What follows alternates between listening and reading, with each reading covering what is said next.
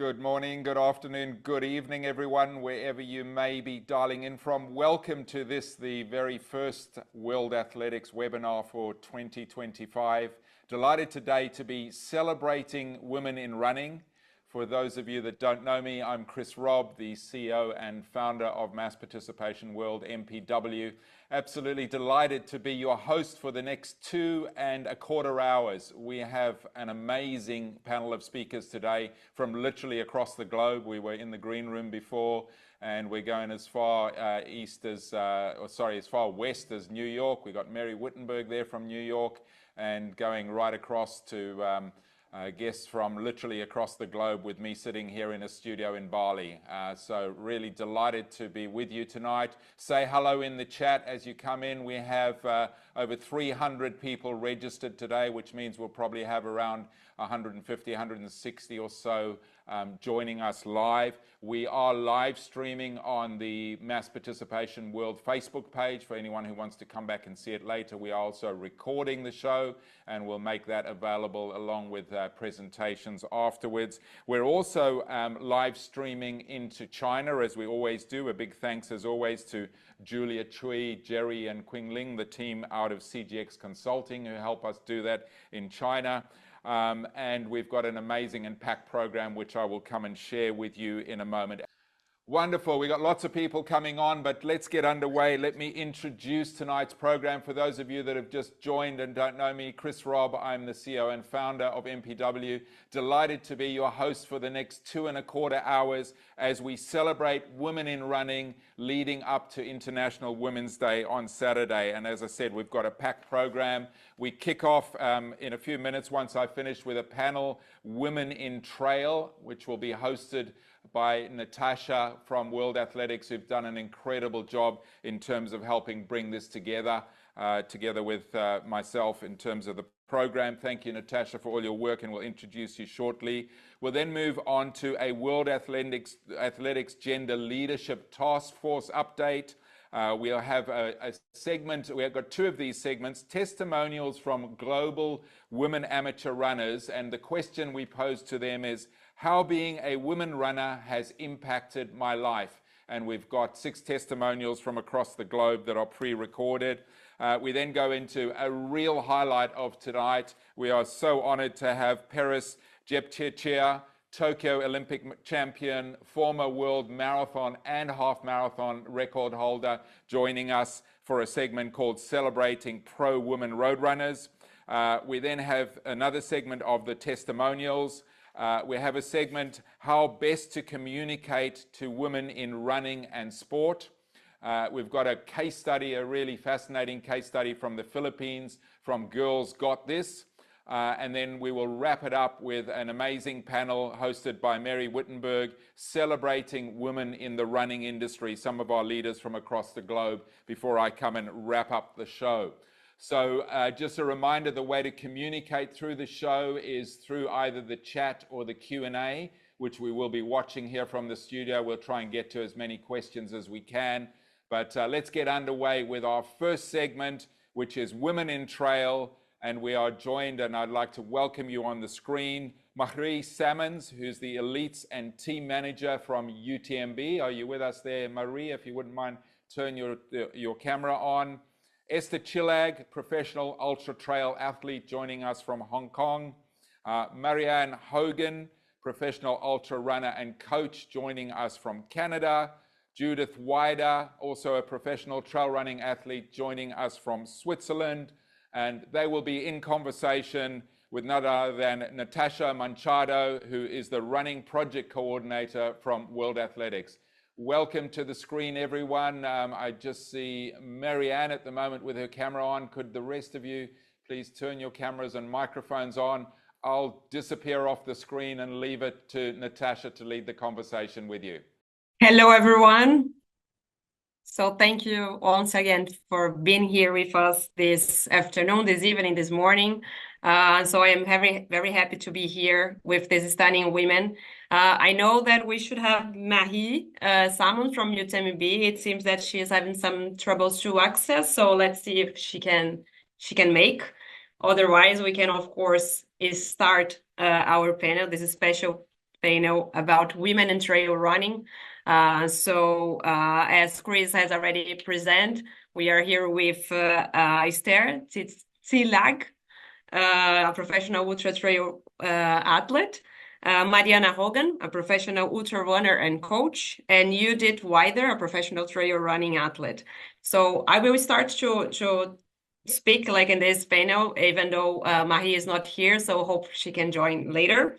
So I will start with you, Mariani, with a question that I am sure our audience would love to know the answer.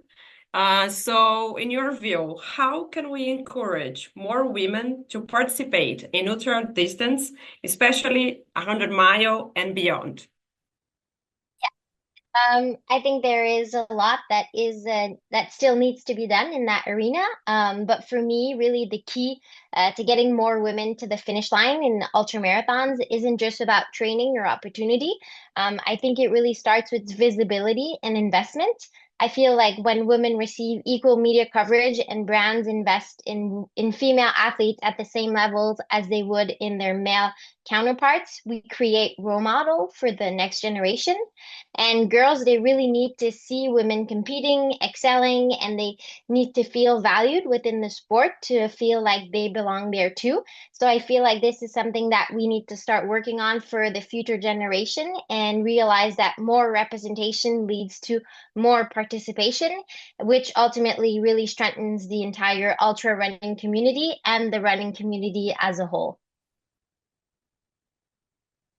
Great. Yeah, and I think that it's great that we are here with you in this afternoon. And I think that this provides like an opportunity to show to the audience, to our running world and to the world who you are, who are these women in the trail running. So now I will just talk about the Women Equality Working Group that is there. And I also believe that Judith is also part of this working group. So Esther, if you want to start, can you share a brief overview about this work of the Women Equality Working Group that the Pro Trail Runners Association is doing? Yes, thank you so much for having me tonight. I find this a really great opportunity, and it's also so great that the World Athletics is opening up and focusing also on the trail running scene, because it's getting a really, really big mass sport. And the Pro Trail Runner Association was founded at the end of 2022. So this is the third year that we have been working on different objects, and I'm co-leading the Women Equality Working Group. And as Marianne said, and I just can resonate with what she said, basically the whole trail running scene with all these ultra distances was set up for men. Like it was presented as a macho sport, which is so difficult. It's almost like for the woman is like, you are just a legend if you try to do it. Or so our work in the last 2 years have been to create a space or to work with organizations like UTMB. So we have been working with Marie Samos for a long time, but also with ITRA and with brand managers. We have been working on how everyone can make a change to give more space to women and change the regulations also on certain things to make things equal, which can be like equal car passes, or it can be, as Marianne said, the media coverage is so important, because most of the time it happens that the men race is covered, but actually you have one screen to share two races which are going on, the man and the woman, and the man race is properly covered. The woman is just what falls back most of the time.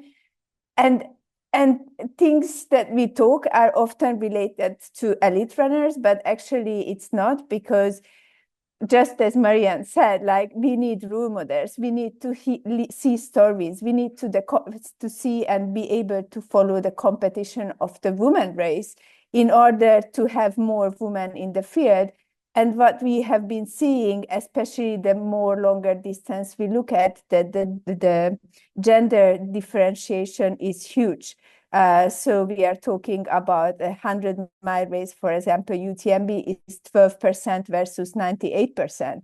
And it's difficult to run 160 or a 100-mile race, I understand, but it's about creating the space. It's about creating that confidence that the women need in many ways. It's finding the right tone when you are approaching the people who are signing up. It's creating the whole system that is not so difficult for women who are navigating through different rules in their life.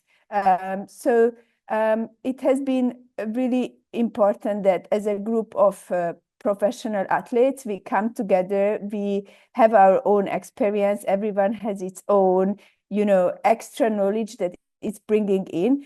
And while we are competing at the different races, it's so great that we are working on making these changes happen. And we have been witnessing changes that are impacting the sport. And yeah, I really believe that talks like this can also ensure that there are more and more race directors who are giving the space in the proper way to the women field from the top to the bottom. Yeah, thank you so much.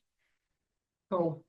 No, thank you. And Judith, if you want to add anything, how you are working with this group or anything else that you want to add, that would be worth to know and nice to share with our audience today.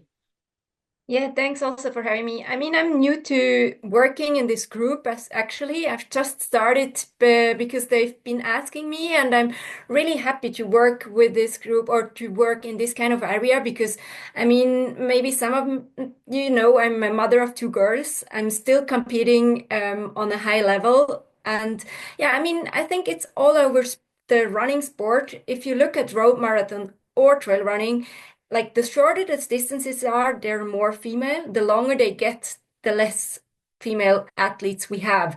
And I think why should female athletes who have family, who have other lives beside, not be able or be like to be on a longer distance as well? And I think lots of female athletes do run. They go out and run with their like partners. They do run with their female friends, but they don't dare to compete. And to show them that it's possible to compete, to see this like comparison, to have this feeling what it is like to come to a finish line and to enjoy these emotions. I think that's really important part. And I think that's also why it's so important to show female athletes who are doing this job, who do race on a high level, but also as normal runners who compete on a middle level, and to show it, to tell stories, and to continue working in this direction. It's not about female not running. I think it's about showing them that it's possible to race and to do more miles in the future. Perfect. And talking about this, like how you would feel like more welcome to compete, or how people can feel, like how women can feel more welcome to compete in this level. So I know that we have some actions, for example, the pregnancy policy with the UTMB, but I know that you also have some new ideas with the group to talk with the sponsorships, for example, with the brand. So if you wanted to share like some actions, Judith or Marianne or Esther, just to share like some ideas, some concrete actions that we can take as well in this way to improve and to empower more women to compete. Yeah, I think there are so many ways to improve it, but like some things we have been talking about lately or come to my mind first is like to have like this help with toilets at start or aid stations with female products, for example. It will help female athletes to compete longer. Even daycare at competition could be a solution for families to be able to do races, both the male and the female person in a family. I mean, only just as Marianne already told you, to show the female competition all the way through, tell the same story. Maybe not talk about like rivalry and like how they beat each other, the girls, but more show that what their strength is in races, in competition. I think these are some of the important things, but of course there are lots of other things who can help female athletes to proceed competing. Anyone else would like to add? Marianne, yours there.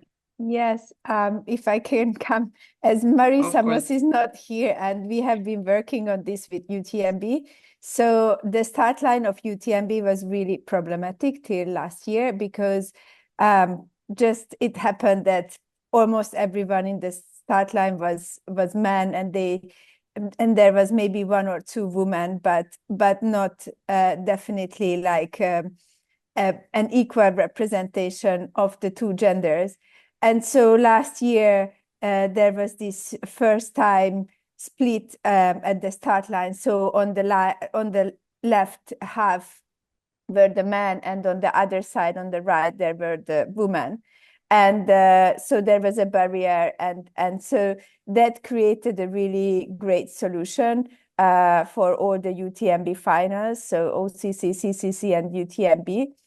And so small things like this, but very often race organizers or like even like organizations who are collecting the indexes and the points don't think about things that are important when we are talking about gender equality. So on that, in that moment, our responsibility comes and to call them out and to create a conversation that those changes happen. And so often it's not because they want, but it's just by default they don't think. And I think this start line solution last year was a very good example of that. And if I could, I would add that the start line is great, but I think it would be really good for organization or race directors to think about the time at which female athletes would finish, like the top 10 female athletes. When would they arrive?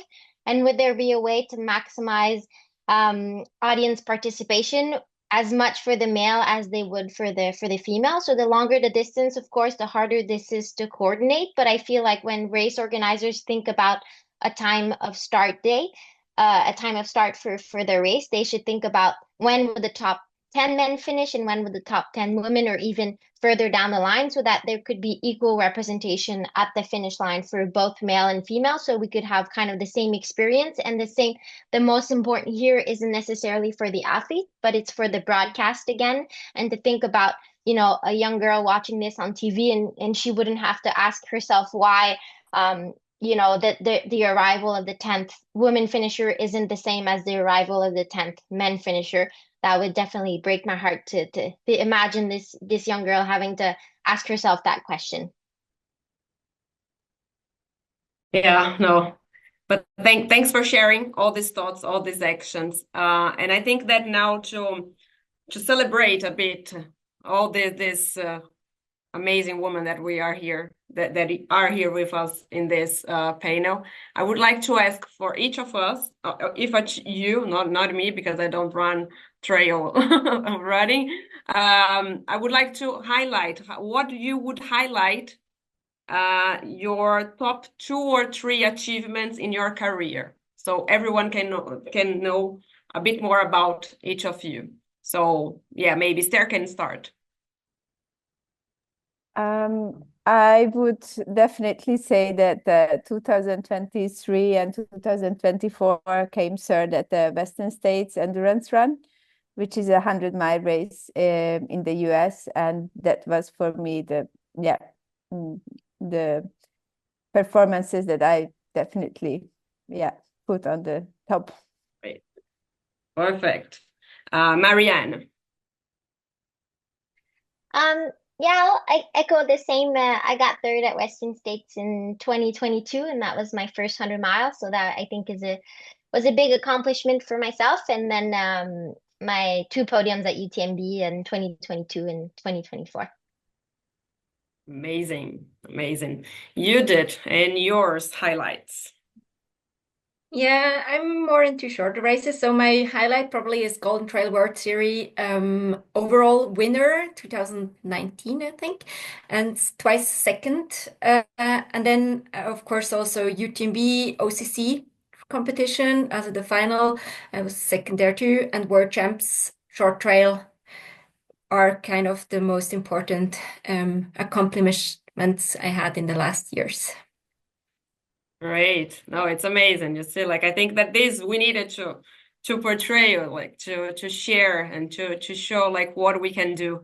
So it's really, really amazing. So we could stay like speaking here, like I'm sure like for hours. We are almost running out of our time of this panel, but I would like to give the opportunity for each of you again in a minute and to leave like some message, some takeaways to our audience that could inspire, or something that you could empower more women. Of course, that we are here celebrating the women in trail and the pro athlete in trail running, but of course this can be spread to all the women that wants to be in trail running and mountain and trail running. So a minute for each of you to leave your like takeaways message to our audience. Is there again? Let's keep the order. Yeah, I would definitely say that dream big and work hard and believe in yourself. Like that is something that I think it's important for all women to believe, to have the confidence, work hard, and yeah, dream. Yeah, that's what I say. Yeah, I'd say that what's really interesting about ultra running is that the longer the distance is, it's interesting to see how many more women find themselves at the front of the pack in a certain way. Like during UTMB, we were 3 women in the top 20. Which should be very encouraging to any woman who considers participating in that distance. And so I would encourage definitely all women to consider starting on any start line that is a trail running, regardless of the distance. But also encourage everyone to show as much interest in the women fields as they would in the men's field, and find a lot of time to share the stories of women, because I really feel like that's what will make a difference in bringing more women on the start line, is sharing the stories and being there to encourage those female participants. Great. And just making some link that we are going to have during this webinar a section regarding portrayal women in sport and running. So it's completely linked to what we are talking here. But of course, you did your time, your message. I think it's really important for all of us, but also especially female athletes, to go out and train, to run, and especially go on the trails and find this like really joy in finding new boundaries. I think for all of us and for new athletes, go and try and to find out these boundaries and do it at competitions, because it's so much fun to enjoy these feelings.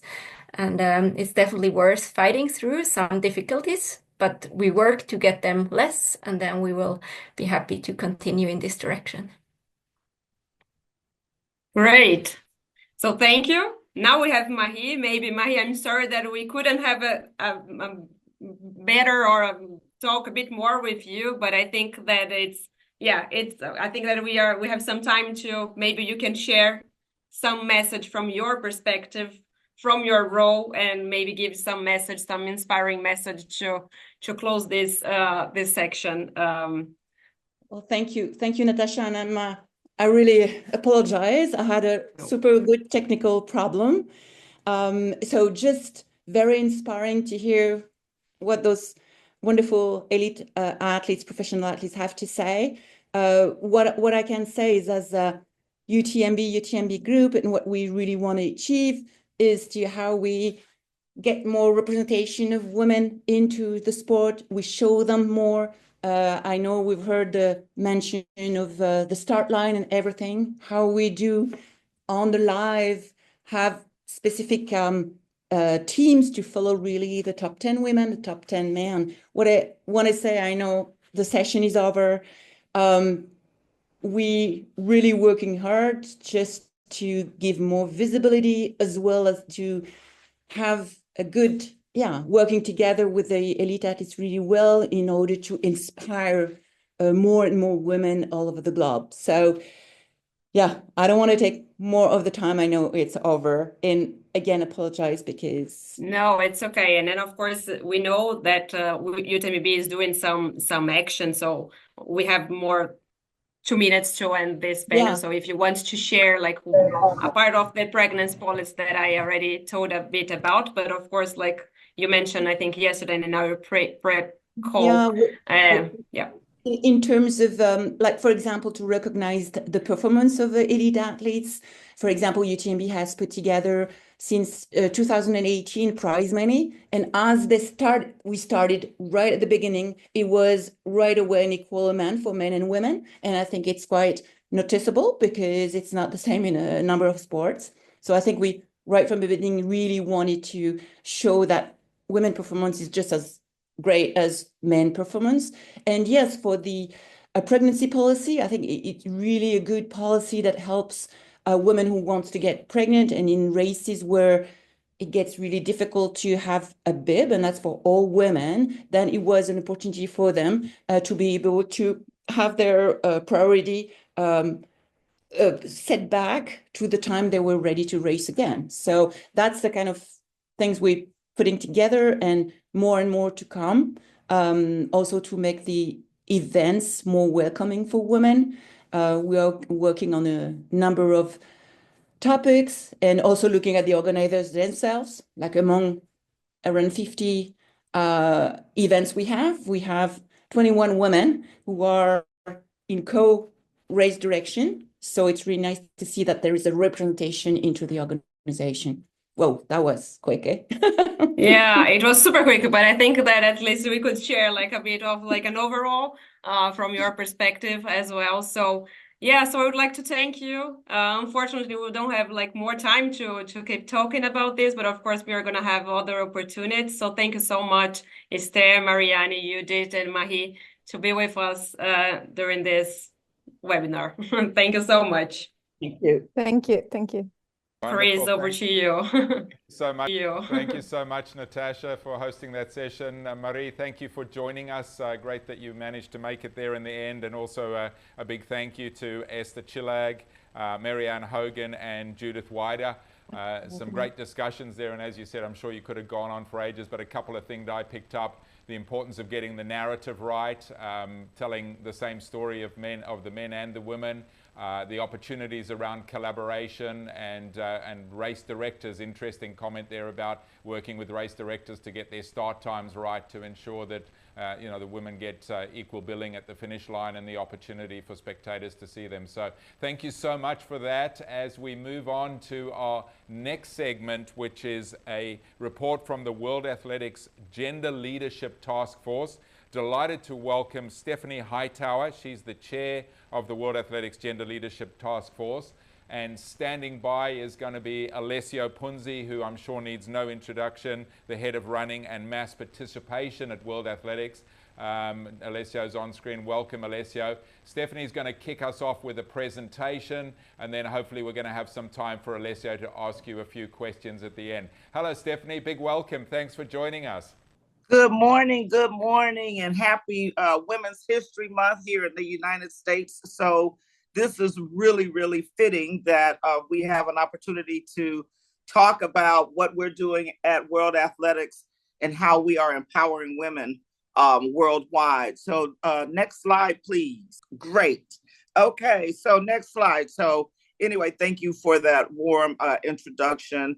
As you can see, we are trying to really level the playing field in World Athletics. You can see what our mission statement is, to recognize, and I heard this a little bit earlier, recognize the voice and champion the gender agenda for world athletics. And we want to strengthen that. We want to grow it. And the biggest thing is we want to be able to sustain it and to create access and opportunities for everyone. Next slide. So we've been mandated let me stop.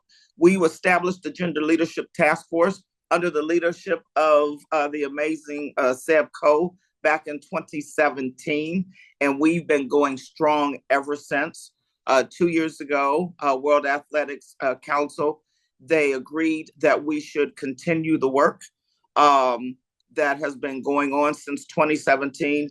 And as you can see, we have a very diverse group of individuals, next slide, who are members of our task force.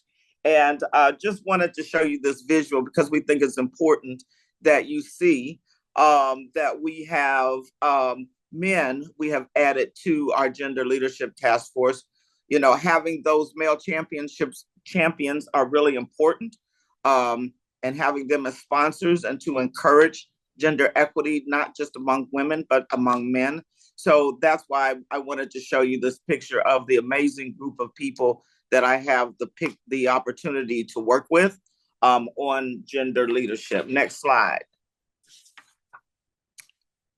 So our responsibilities, basically, we oversee the whole strategy and the mission from World Athletics on gender equity. We're trying to develop key gender equity measures and initiatives that align with the overall strategy of World Athletics.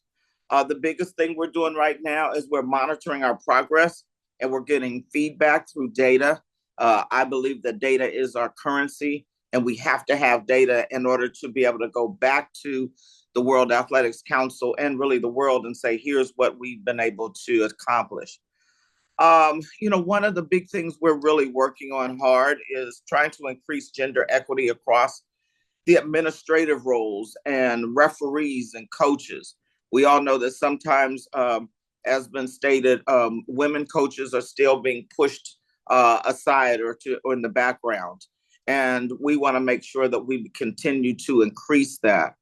And the way we're trying to do that is not only to sustain the women who are involved in World Athletics throughout the globe, but we also want to create a pipeline for women leaders that can be in decision-making roles in their federations or, you know, within their countries.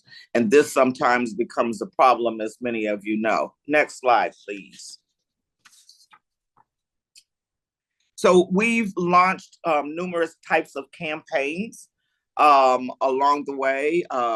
And we grow athletics by empowering women to pursue leadership positions. Here's 3 of those campaigns that we have put into place, and we're really excited about how we grow athletics for women because campaigns and really having these kinds of initiatives are really important. It just doesn't happen by word of mouth. We're being very intentional and making sure that people understand the importance of how we're empowering women throughout our sport. Next slide. And so the things that we're doing, some of the concrete actions that we're doing that are tangible in ensuring that women athletics are growing. We have a governance structure that we're really, really proud of that really creates a clear pathway for a gender equitable council. We look at traditions such as timetables at the track and our website settings. Someone had mentioned earlier about, you know, what is that narrative? And so one of the things we're proud of is like we end now the World Championships with the women's 4x4 as opposed to it used to be the men's 4x4. That was always the last event that you saw. We've, you know, photographers, specific development projects to help to close the gender gap in sports photography. You know, we need to make sure that photographers and media are really representing our athletes, our female athletes, the same way that they recognize male athletes and how they present them and how they talk about them. throughout the media coverage. We have gender leadership task force activities and workshops and conferences. One of the things we've been doing now is at our World Championships, we host a gender leadership conference. Hey, Barbara from Uganda. And it really, we found the last two leadership task force conferences we had, we basically sold out. We oversold. We had to end up bringing more chairs into the room. And the last time, what we thought was really incredible was we had a lot of men who showed up in Budapest to be and to hear and be a part of what's happening in the gender leadership arena. Hello, Julio from Peru. All right, next slide. So some of our accomplishments that we're really, really proud of. Gosh, we were the first gender equitable council in the sport at 22%. So our council was half and half, which is really, really exciting for us. We're so proud that we reached our goal a lot sooner than what we had anticipated. When you look at panels and commissions, it was 15%. Now we're over 40%. So we're making sure that women are actually being in the decision-making process for the different commissions and panels we have at World Championships. We have now minimum gender requirements in all area associations. So that's part of the Constitution, meaning that we have to make sure that women get seats at the table, right? And that's really important. And so if you do have or live somewhere where there's not that equity at the table, you need to let us know so that we can do some investigating, right? And find out what's going on. Education and training online. If you're interested, go on our website. We're doing education, we're training, we're trying to make sure that we're preparing that pipeline for the next generation of female leaders. And to date, we've had about 2,500 people that have benefited. And then, when we were in Paris, guys, we had 40% female representation in our technical officials, which is huge because usually that's been very male-oriented, male-dominated over the years. Next slide, please. Hey, Miss Edith, how you doing? Good to see you, my love. I haven't seen you yet. So some of our ongoing projects, We Grow Athletics campaign is still in full force, as you can see. We have a dedicated Facebook page. So we're very intentional and purposeful about how we making sure we're posting and we're keeping women engaged. Conference, World Championships. We had over 200 attendees that showed up. We only had expected maybe about 75 or 50. Our education and training programs are going strong. We've had 10 area activities, which is really big for us, with over 300 people participating per year. And then, as I said, we do e-learning courses. So if you're interested in those, you can go sign up. And then we have a global program with the IOC, it's a partnership called WISH, which is our female coaching program.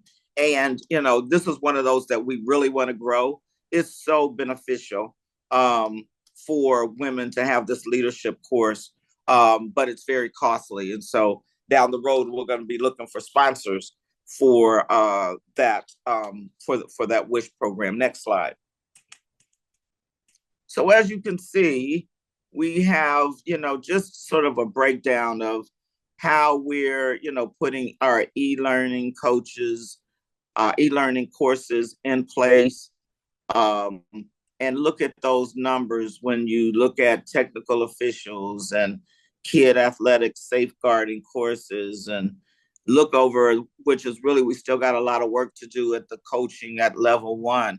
You're still only at 29%, right? So these are some of the things, and then compliance we need to work on too. So you can see where we're closing the gap in some areas, but we still have some work to do along the way.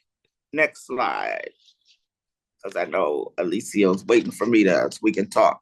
So again, our priorities for this year, again, that female coaching program, Gender Leadership Academy is important. We're going to be doing another conference in Tokyo at World Championships on Wednesday, September 17th. So mark your calendars of those of you who plan to be over in Tokyo. And then again, we want to create that parity amongst our administrators, coaches, and referees. Next slide. So, to sort of sum up this, here's how you can get involved. We've created this pathway through, different means for you to get started. So there should be this clear pathway depending upon what region you're in, what part of the globe you're in, and World Athletics to get you right to that next leadership role. And again, we have courses and we have courses and we have other opportunities, e-learning, for you to figure out where down, at the volunteer, athletes, coaches, officials, administrators level, where you might be able to, in your member federation, get involved. And then the area associations, there's also political structures, but you have to learn what those governance structures are. And then, that's how you just ascend through those different pathways to get where you want to get. So, you know what? It really looks like it's a lot of work. It is, but I promise you it's worth it. And we welcome those of you who are interested in getting into those leadership roles to the table. So thank you. And I will pass it back over to you, Alicia, for questions. But actually, I'm going to ask you a question right away, Stephanie. Delighted to have you here today with us. Let's draw from you. Yes, absolute treat. Let's draw from your experience. You've been competing at the highest level of the sport, multiple times national champion and whatnot. And then you went on to become USATF president, World Athletics Council member. We have a bunch of people on the call today whom I don't know. I would assume that many of them would be interested in replicating a pathway like yours. Can you tell us, how did you do that? It was about me seeing at the time the inequities that were happening in the sport in USA track and field and wanting to level the playing field. So I've always had sort of this advocacy role in me and wanting to give back. And one of the things I didn't want to do is once I got ready to retire, I didn't want to just walk away from the sport. And so I started when I was an athlete. So there are pathways if you are an athlete where you can get involved on the athletes commissions or councils so you can begin to learn what the politics are. And that's what I had to do, was learn the politics. Then it's about building relationships, right? You got to build relationships with people that are currently in those leadership roles, again, so you can learn what the politics are, so you can learn what the pathways are. So relationships are important, and not just women relationships, but also male sponsors. They're important too. Men, just like you being here with us today, right? It's important that we connect and align with them. And then it's figuring out what I want to do, what are my goals? So being an Olympic athlete, right? I always set goals every 4 years. So my goal was that eventually I wanted to be in leadership roles in USA track and field. And I started to position myself for there. Then after I got through USA track and field and became the president, I wanted to go on and look at the policies and procedures on the international stage.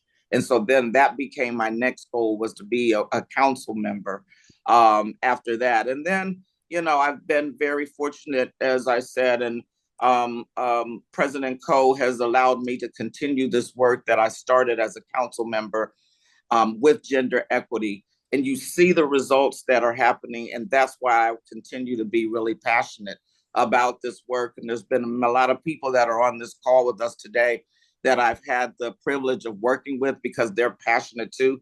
And it's about those relationships that I talked about and keeping those relationships so that we can keep this momentum going. Thanks, Stephanie. And although we're running slightly behind schedule, it's our webinar, so I'm going to take the liberty of asking a second question.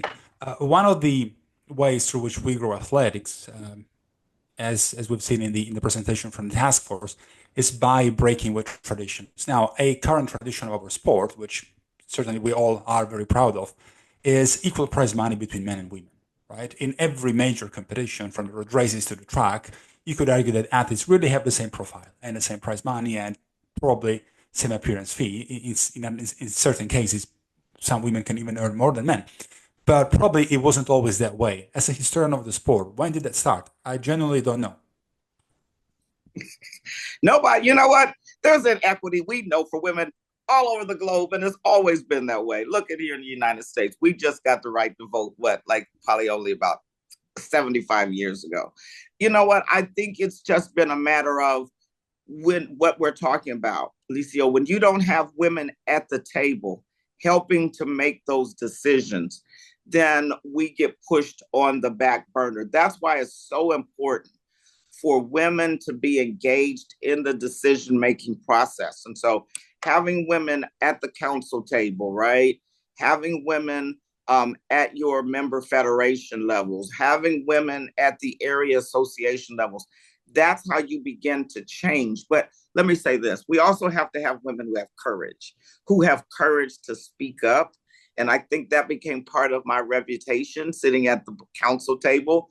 You know, when there used to be, when there would be local organizing committees that would come and they would want to present on a bid for world championships or junior championships. And then they would come with no women as a part of their team. And so it was me that started speaking up and saying, I'm not voting for you because you don't have any women at the table. And then from there, it sort of began to snowball. So we have to have women who have courage as well to speak up, that you're not just sitting at the table just to be sitting there, but look at those decisions that are being made around women so that they too can have equal pay, so that they can too have equal access, so that we can get women officials on the field of play, right? And officials that are part of LOCs. But we have to have women and men who have the courage to say, we have to have equity. Thanks, Stephanie. And as a matter of fact, each time I ask some budget to my development department to organize courses, they want to make sure that we need to have at least a certain quota for women. Is it just right? Yes, exactly. One final note, World Athletics, as you correctly pointed out when you presented, achieved the target of perfect parity in our council 4 years ahead of schedule. That's something that really fills us all with pride, and thank you for certainly playing a major role in that. Thank you so much for highlighting that. We are really proud. And again, thank you so much for highlighting us today, for allowing us to present. Mary Wittenberg, you've been a leader in road running across this country. It's good to see you, and thank you for your continued leadership. And for all the women and men who are on today, thank you for your courage and being a part of continuing this journey and this momentum for women's gender equity in world athletics. Thank you, Alicia. Thank you. Bye-bye. Thank you so much, Stephanie Hightower. Well worth running a couple of minutes over. So many inspiring and insightful comments there. I want to share a couple of things that I picked up there, a little bit of a framework. Have courage, learn the politics, build relationships and connections with males and females, set goals, and you didn't quite articulate it this way, but I think it's important, celebrate the results. Wonderful session. Thank you so much again, Stephanie and Alessio. As we move on to our next segment, which is the testimonials that I spoke about before. So we've pre-recorded some testimonials from around the world. We're going to play them in two parts. The first part, testimonials from global women amateur runners answering the question, how being a woman runner has impacted my life. In this one, we're going to hear from Edna Havlin from Brazil, Lyndall Connolly from Australia, and Melissa Paui from Canada. Sit back and watch this video for the next 6 minutes or so. Running long distance has helped me to develop skills to better navigate life. Being a female long distance runner, the barriers are countless. If you're married, if you have kids, a job, juggling all that can be very tricky. Finding the balance for all that is crucial. Planning ahead is a must. You will have to say no to some events. You will probably sleep during the movie on a date night, do your long training in the morning, and you won't nail every difficult workout.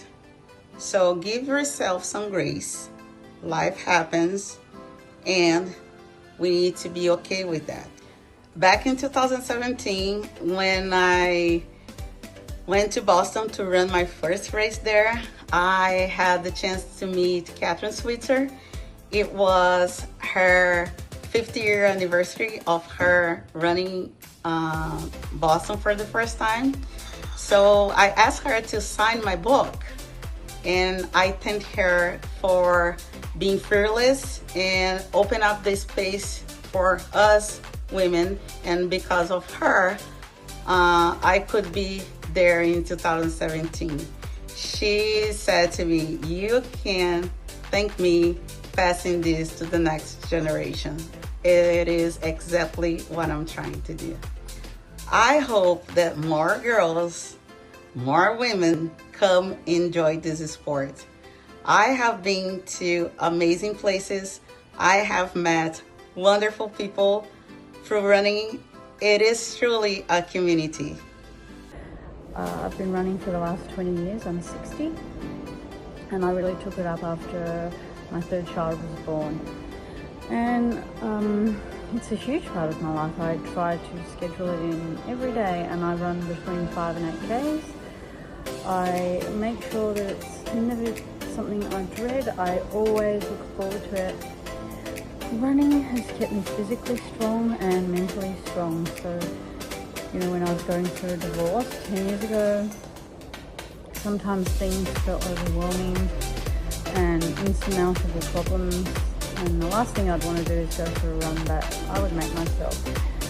And during that time, I'm in my own thoughts, and oftentimes I manage to solve problems, and I come back with a totally different mindset to the one that I left with. So it's kept me mentally very strong, and I'm pleased to say that my 3 children have seen me running, and they all also do it, which is a great thing. Running means that I never have to think about diet or weight.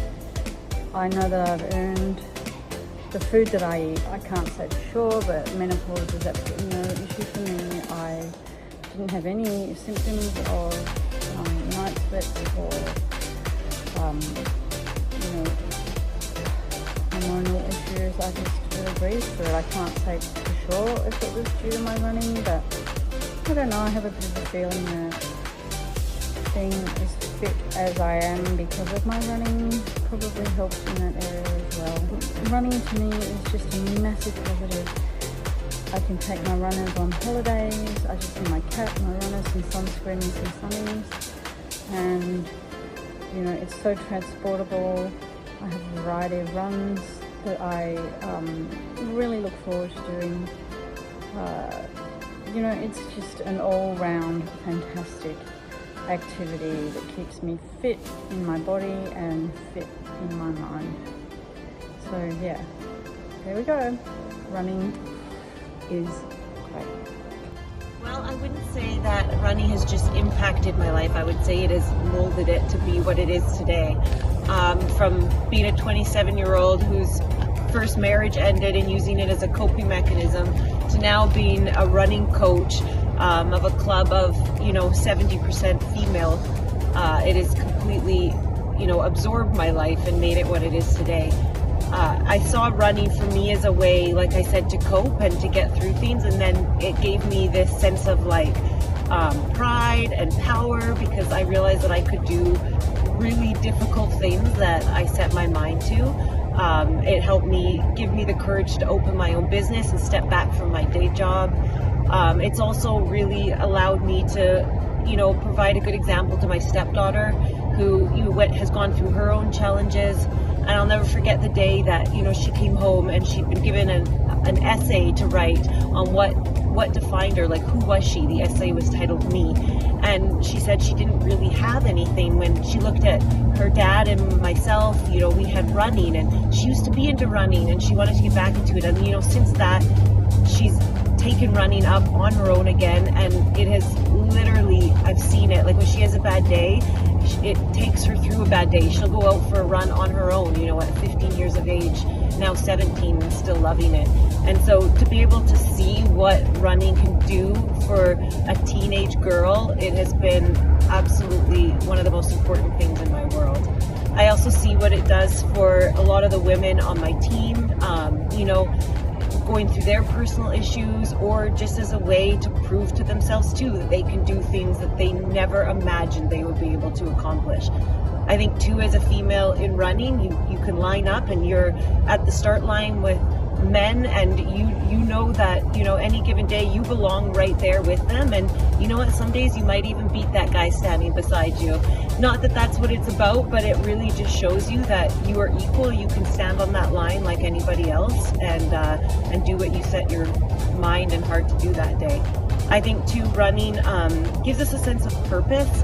You know, when sometimes when things you can't control what's going on in your world, there's something about going for a run that kind of resets your day and gives you a little bit of that control back in your world. So for me, running has not just impacted my world, as I said, it has completely changed it, it's shaped it, it's molded it, it's given me hope in times of sadness, it's just given me a sense of like belonging in a community. It's just really given me everything that I have today. Thank you to those runners from around the world. A big quick thanks there to Edna, Lyndall and Melissa, and stand by for another segment where we'll travel to Africa and also to England. Sorry, I had a little blank there. Let's move on to our next segment before we do that, and we're really excited for this segment. So honored to be joined, as I said in the intro, by Peres Jepchirchir, Tokyo Olympic champion, former world marathon and half marathon record holder, joining us live for a session celebrating pro women runners. Wonderful to see you, Peres, in conversation with the one and only Michelle Sammet from World Athletics. Wonderful to see you, Michelle, and I'll hand the stage over to the two of you. Thank you so much, Chris. And thank you, Peres, so much for joining us. I think we're all really excited to have you here and to hear more about your journey and your story in this sport. I don't think you need much of an introduction. I think Chris has done a great job there. Yeah. But I think looking back to your early beginnings when you first started out in the sport, you've had to overcome several challenges growing up. Your mother passed away when you were just 2 years old. Your family struggled a lot when you were little. At what point in your life did you even comprehend or decide that you think you could pursue a career in running? When I was in primary school, one of my cousin brother saw me. There's some competition in primary school we used to run, and he saw that I'm passionate in running, and he saw the talent inside me. So he supported me, and he told me, "You have a talent. You're supposed to continue running. Don't leave running." Yeah. And was there anyone in particular who inspired you, a teacher, a coach, maybe another athlete that you were looking up when you were little? Yeah, teachers also supported me in school because when I go running, that's for the primary school, I used to come with trophies, medals, so they encouraged me a lot. And me too, I became happy knowing that running is a good thing because to receive even a medal or a trophy, it was so great things to me, yeah. Now, your big breakthrough in the sport came in 2016 at the World Half Marathon Championships in Cardiff. The weather was horrible. I still remember it to this day, and you won the world title. How did that victory help set you up or maybe change your mindset in recognizing that you could be a world-class athlete? After I won a 2016 World Half Championship in Cardiff, I believed myself more. It was unbelievable to me. I was not expecting that one time I will win. But my prayer and hope was to do good because I was in hard working. So from that day, I believed myself and I became overconfident on it, knowing that I am capable. Yeah.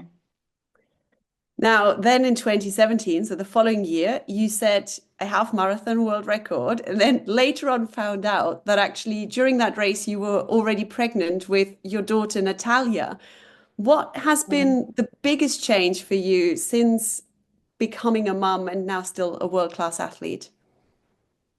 When I go back to when I came back from maternity, and my God blessed me with Natalia, life changed a lot. I came to realize that I'm a mom. Someone is depending on me. Someone is watching me. So I get a lot of morale, motivations from my daughter Natalia, and I started knowing now I'm a grown-up person. I'm a big lady now, who someone is depending on. So I work extra hard, and my life changed from there onward. Yeah. And especially with the training for that, how hard was it to juggle maybe sleeping a little less with still the demanding training for the long distances such as the half marathon and the marathon?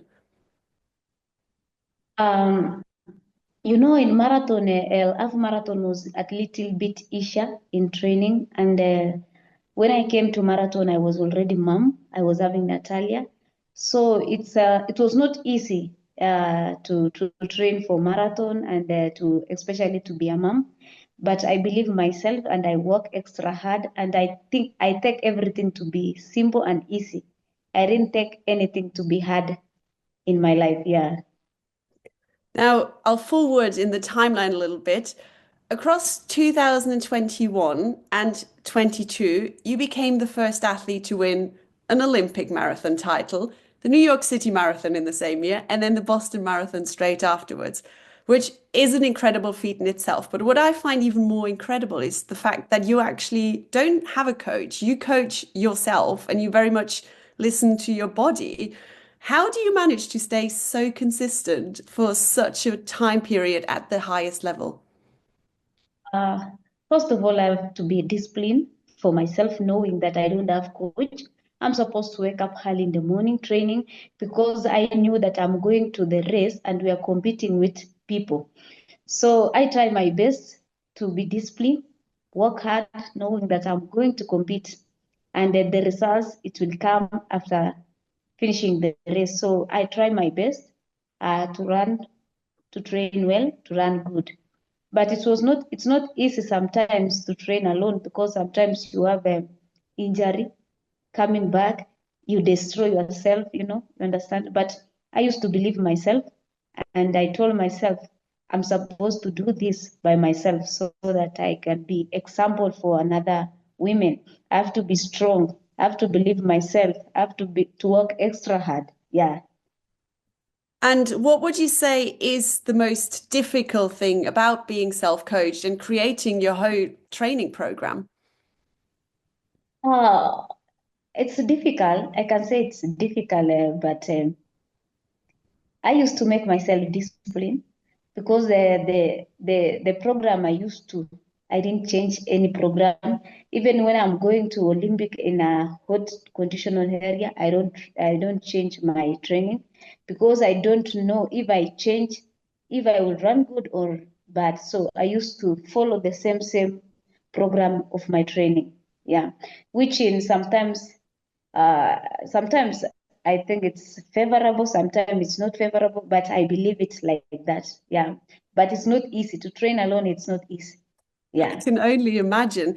Now, there are still not a lot of female coaches in our sport. We saw some stats just earlier. Stephanie presented some of those, and we're working towards that. But also, especially in Africa, we're seeing not that many female coaches. Could you see yourself moving to become a coach after your career, or maybe even train up other female coaches further down the line? Yeah, that's why I do my own things. I believe in myself so that in future I want to be so that I will be example to them to know and believe themselves that they are capable to do that. I know even women coaches, they're perfect. I think they don't even want to come up, but they're perfect. Yeah. So one time, me too, I want to be a coach by leading by example to show them how I train alone without even a coach, but I'm now a woman coach. So they follow my step because I'm a mom and I'm a woman and also I'm a runner. Yeah. That's great to hear. We'll definitely put you straight in touch with our development department to see how we can nurture that talent together with you. That's really, really great. Now, I know you're currently training for a big race. Tell us a little bit how your preparation for London is going. I thank God my preparation is good. Despite a lot of tension because of the list. That list is a strong team, and so I have a lot of tension. But I work extra hard knowing that the team itself is strong. So I'm praying God for good health, to be injury free. At that when it will arrive the day of the running in April 27, I could be in a good health, and I will thank God. Yeah. Now, I'm sure there are a lot of avid runners on this webinar. That would love to hear some advice from you. Now, a marathon is incredibly long, and there's a lot of, as well as the physical challenge, there's the mental challenge to dealing with that distance. What would you say is the best, or what would be your best tip for someone that is taking on a half marathon or a marathon distance to mentally prepare to deal with that distance? First of all, you have to be mentally prepared, knowing that the marathon is long distance, and you're supposed to love it. First of all, you love it. Don't fear, and don't have in your mind that I'm running long distance. So if you started going, calculating when you are in 20 kilometers, you started calculating that I'm still going another 22 kilometers, it will be difficult for you. So for me, for example, for me, I used to enjoy the race. I don't want to think that I'm going to run 42. So mine is to enjoy the race and don't have a lot of think, because if you have a lot of thinking, you will end up messing. So I encourage them to enjoy running. Don't think about winning. Don't think about losing. Just enjoy. Yeah. I think that's an absolutely wonderful way of looking at it. What would be your biggest wish for the future generation of runners, whether that's maybe your daughter or any kind of girl that is coming up in the sport? For me, I can tell them to have a confidence in their life, in everything they are doing, to believe themselves. You have to believe yourself first of all, and to be disciplined, to be a big dreamer, dream big things in your life. Yeah. And to be hard work, and everything will be successful in your life. Yeah. Now, you've achieved pretty much almost everything there is to achieve, if not more. What still keeps you motivated? What still keeps you driving to get better? And as you said, to have that discipline that you're showing. First of all, I believe myself, despite the challenges, injuries are there, but I dream big. I still have that dreaming, so I need to dream big. So I dream big, and I believe myself in everything what I'm doing. So, and I know I'm not yet done. I have still long way to go in my career. Yeah. What would be a big goal of yours that you still feel that you haven't achieved, whether that's in the sport or maybe something that you would like to achieve outside of the sport? What I achieve in sport has changed my life, changed my family. So I still love this sport. I still love competing. I enjoy to be a record holder. I know God still help me, give me energy to still run that records. I know records is not easy, but I still want to try it. Yeah. We love watching you show that Thank you. enthusiasm. And thank you so much for your incredible words. And we just can't wait to see you run again in London. You've already won there before. You set the women's only marathon there before, record there before. And thank you, Peris, so much for joining us. Thank you so much. Perez, and thanks again, Michelle. Perez, I had the pleasure of being on the sidelines watching you break that world record in London last year, and wish you all the very best again this year. Thank you for making the time to come and inspire us and share your journey. A few things I picked up there that I'd love to just reiterate. Dream big, work hard, be disciplined, believe in yourself, and really importantly, that last point you made, love what you do. Thank you so much. Wish you all the best. Thanks again, Michelle. Wonderful moderation as always. And say goodbye to you for now. Thank you. Thank you. Thank you. Thank you. As we move on to our next segment, which is another one of our recordings, testimonials from global women amateur runners, asking that question, how being a woman runner has impacted my life. We're going to hear from Laura Danning-Getzman from the UK, Makozasani Makosi from South Africa, and Otonya Iwarina from Nigeria.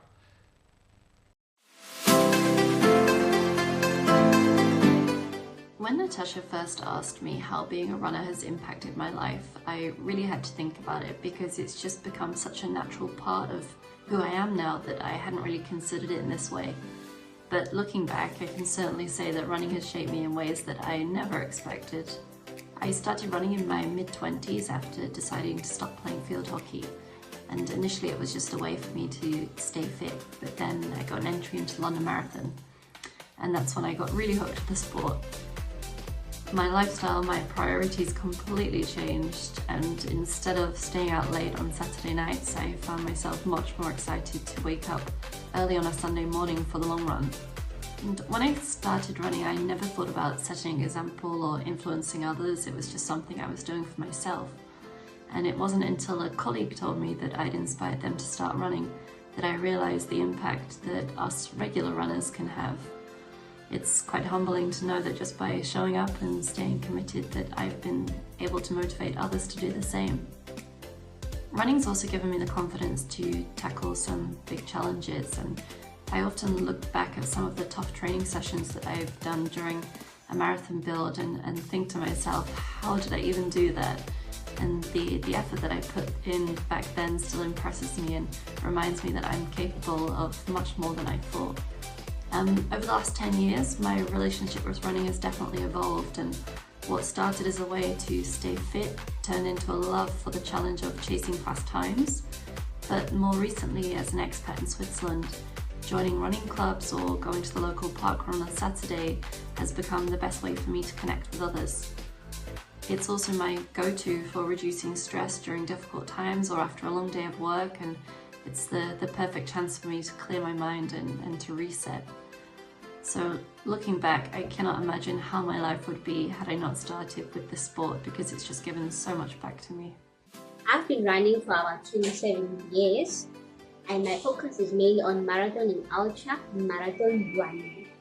Running has changed my life for the better, and it has opened doors to showcase my capabilities that I've never thought I had. And recently I've achieved a bronze medal from the SA Marathon Championships.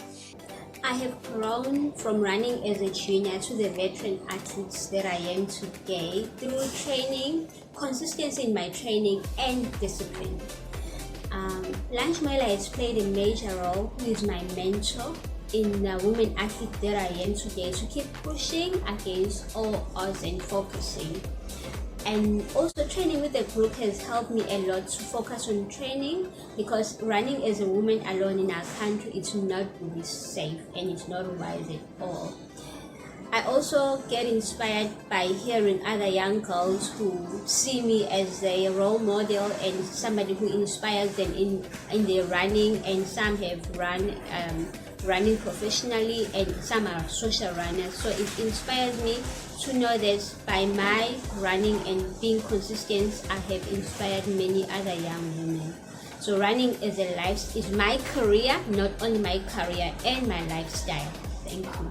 I am a retired triple jumper, Commonwealth Games silver medalist, competing for Nigeria, and I live in Lagos State. Now, how being a female runner has impacted my life, I would say it has impacted my life in two ways, majorly, personally and socially. Now, personally, I started running at the most stressful time in my life when I was transitioning from being a professional athlete to going back to school and doing my master's. And for me, retiring from sports was stressful because I didn't want to. And then going to school has always been stressful for me because I didn't want to. So the stress was really, really driving me up the wall. And as somebody that loves climbing, that didn't go well for me. So with a lot of prayers and spiritual guidance, I started running, and it's been uphill ever since. Being a runner has helped me to manage stress on a level that till today I'm still trying to comprehend.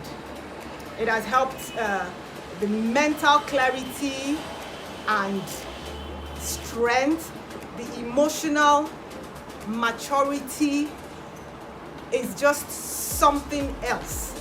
And for somebody that's a hyper baby, that is saying a lot. And then secondly, on the social level, now, I have met the most interesting, the weirdest, and the most unlikely people because I run. And not just because I run, because I'm a woman that runs.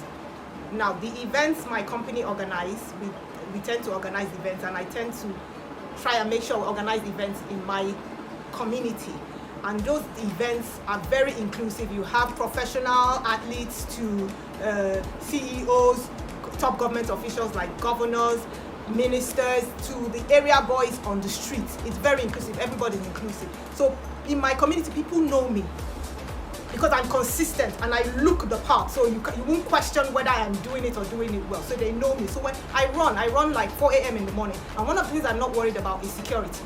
People ask me, you're running 4 a.m., are you not afraid? I'm like, no. Why?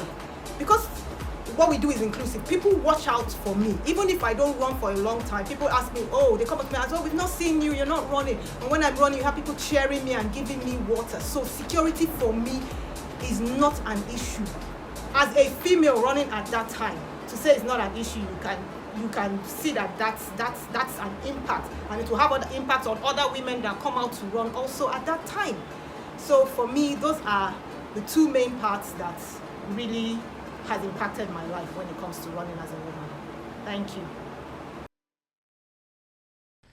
Thank you to those three women, Laura, Makoshazani, and Otonya, for those inspiring words and great insights into what clearly running means to amateur runners all over the world. Lots of different takes in those 6 different interviews we had over the 2 segments. As we move on to our next segment, which is how to best communicate with women in running and sport. And we welcome Nadia Bonjour, who's the communication strategist and portrayal specialist from NB Communication, in conversation once again with Natasha Manchado, running project coordinator from World Athletics. Welcome, Nadia and Natasha. Hello. Here we go. The joys of technology. Yeah, it's always like this. But yeah, thank you so much for being with us today in our webinar. So Nadia is the communication strategist and portrayal specialist. So it would be great to have your insights in this special session to celebrate women and also to think about women in sport, women in running. So of course, Nadia, I think that when we think about how to best communicate women in sport, in running, I think that would be great to start to give a better understanding for our audience. How would you define portrayal? Yeah. Yes, important to start with definition because portrayal is a very English sounding word.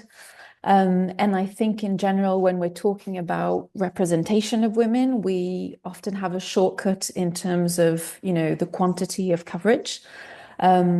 And when we're talking about representation or specifically portrayal, it's a bit more than that. In simple terms, portrayal is really about the way that someone or something is being described or depicted. So what we're talking about is going beyond just, who are we showing in terms of quantity terms, who are we featuring in our sports content, in our coverage, but how are we featuring them? How are we framing them? How are we representing them? In what context, in what position, with how much voice time? And that's a nuance that is unfortunately really important and very often overlooked. So when we're talking about the portrayal, for example, of women in sports or women in running, it's this idea that the way in which we represent and depict the women is with the same level of professionalism and the same respect that we know that men in sports and men's sport as a category enjoy, to keep it short. Yeah, no, but it's interesting. I think that we could, like, with this idea, if you could share a bit more of your thoughts about this disparity between men and women, like this visibility, this coverage, and of course it's open the key Q&A session. So anyone who wants to also drop some questions, we are gonna do our best efforts to reply. But yeah, Nadia, if you could just continue your thoughts on that. Yeah. So it's true that in today's world, we're lucky that we see unquestionable progress when it comes to the participation of women in sports, in terms of, if we look at the Olympics, we're at that 50-50, which is great. And often we'll stop there. But again, what does that translate in terms of representation and visibility or valorization of women in sports? And again, women's sport as a category. When we start looking at those numbers, they do tell, unfortunately, a very different story. So through nearly 4 decades now of research, there's a real pattern or trend that does emerge in terms of differences experienced for sportswomen and women in sports in comparison to men. The first one is really this underrepresentation of girls and women in sport in general. So this lack of visibility, this lack of coverage, which will lead into another point. But what that does is when you don't see it, it's the infamous quote, you have to see it to believe it. So it already feeds this idea that it's quite rare or it's not the norm. Then you have this lack of valorization, and that plays in 2 aspects. It's one that we don't give the same investment or the same recognition for women's sport as a property, and we don't give the same respect or acknowledgement for the profession. And that will also translate, if we specifically in communication, for example, of a tendency to focus on what we call off-court characteristics for women in sports, so their appearance, their gender roles, whether they're mothers or wives, or gender ideals, whether they're feminine, which is something that really is not seen when it comes to the men in sports. So it's that imbalance that leads to that third trend and really encompasses everything, is that there's a very strong tendency, certainly traditionally, it's kind of breaking, but it's still unfortunately quite rooted, that when it comes to women in sports, we're first focusing on them for their gender or their gender roles or ideals, versus, again, their professionalism, their athleticism. So we will talk about a world championships for XYZ sport, but then we'll specify a women's world championships, but we don't say the men's world championships. That's called gender marking. It's one word, but that one word completely sets the tone as to what is the norm. The norm is World Championship, which obviously we associate with men. And by marking the women's, we basically evoke that it's exceptional, it's not the norm, it's secondary. So it reinforces some of these, again, perhaps unconscious biases and binaries that we do see. And fundamentally, when it comes to the disparities in visibility and in the coverage, the world of sport is not immune to the problems of society and tends to be plagued by the same gender inequalities that we see more globally.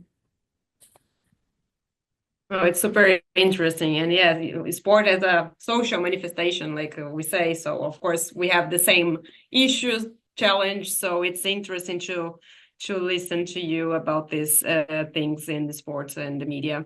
And following up on this disparity, what would be some of yours like practical tips that you could give to us to ensure a more balanced and more inclusive communication and promotion in running, in sports, but of course we are talking about running, and of course we can adapt to our reality. Yeah, how much time have you got? No, I'm joking. I think, no, we have, unfortunately we don't have the entire afternoon, but we can do our best. In preparation for our chat, I did try and think, okay, how can I narrow it down to some key points? So those of you on the call, take pen and paper. I'll try and be efficient, but there's lots of ideas. And I think that's really one of the things before I list them that I want to reiterate. Often that when we're working on topics around gender equality or inclusion, and again, it can be in relation to race or sexual orientation or religion, all these social markers, we often feel like we're in a position of powerlessness because it depends on, the policies that are in place. It depends on the leadership. Yes, to an extent. However, I have seen and witnessed that even as individuals, irrespective of our rank, there are a few things that as individuals we can already start doing to affect that positive change. And really that first tip is about the language. So it's, we know that words matter and language carries power. And I think that's why language today is so much under attack. But really one of the first things you can do is in the way that you speak, in the way that you write, in the text you're using for your communication or your events. It's really favoring gender neutral and inclusive language. So am I talking about a chairman or chair? Are we celebrating sportsmen or sports people? Are we through the way that we're describing and celebrating the achievements of the athletes? Women athletes, are we using the same kind of enthusiasm, the same skills and adverbs that we would use for a man? And this is a little game that I play called Flip the Script. So again, if you're preparing questions for an interview, if you're creating content, a profile on a woman athlete, imagine that you're writing it or the protagonist is a man, and if it sounds weird in the way that you formulated your question or in what you've written, the likelihood is there's some implicit bias there. So then just, kind of course correct. So that would be one thing, really, the language. Second thing is watch the visuals. We know that visible representation is super powerful to be able to see somebody who looks like you or who you can identify with. So here it's a question of what I call balancing the frame.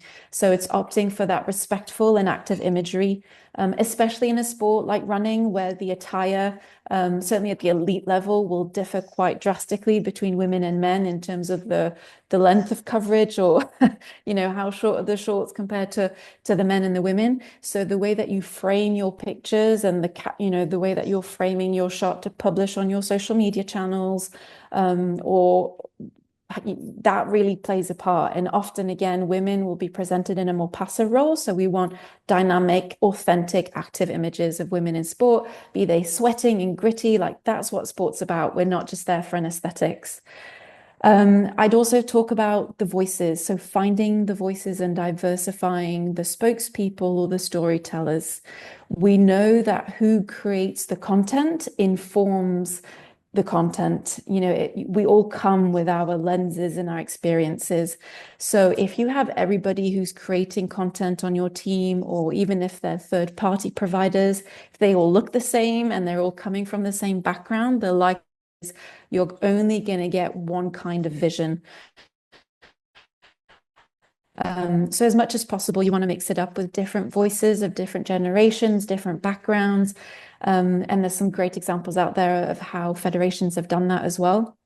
And if you have talent in your teams, and it just is a question of upskilling them, do so, because it's a great way to get these different perspectives, these different kinds of stories that make up the whole ecosystem of sport and communication. It's also about having diverse, panels where you can mix it up. And I would say when it comes to voices, let the women athletes speak for themselves. too often we're giving them the microphone to the coaches, and we know, at the Olympics, only 13% of those coaches are women.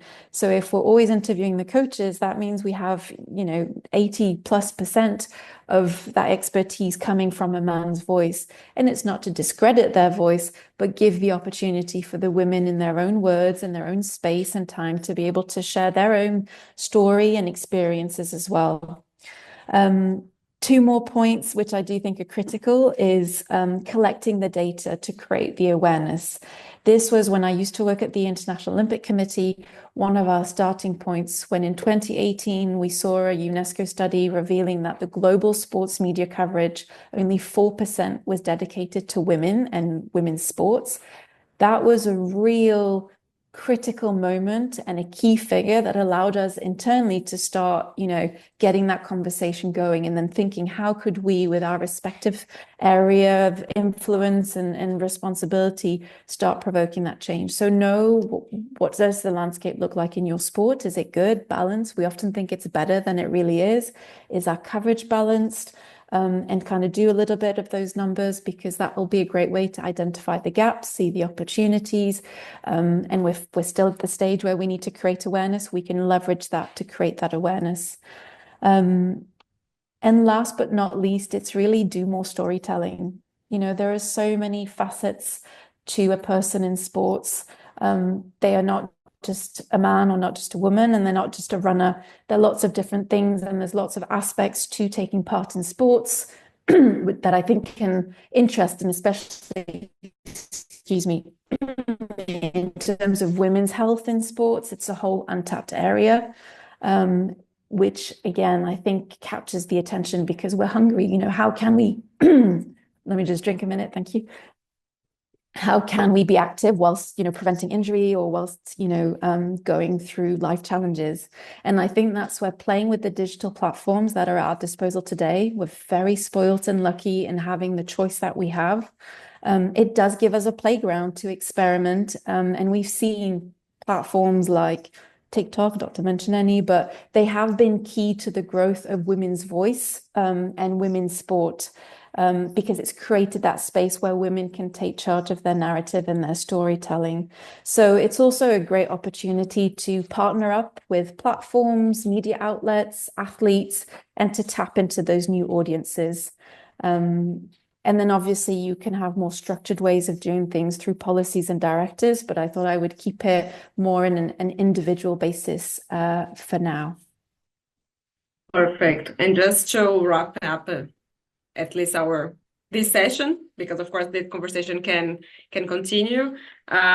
We have already some resources, so if we could quickly just share like some ideas, some great tools that we already have, and then it would be great. Yeah. So I have kind of three resources, toolkits that I often suggest. Full disclosure, I'm biased because I have worked on 2 of the 3. But I do genuinely believe, they were designed to be practical. So one is the IOC Portrayal Guidelines, and I'll put the links afterwards in the chat so that people can find them.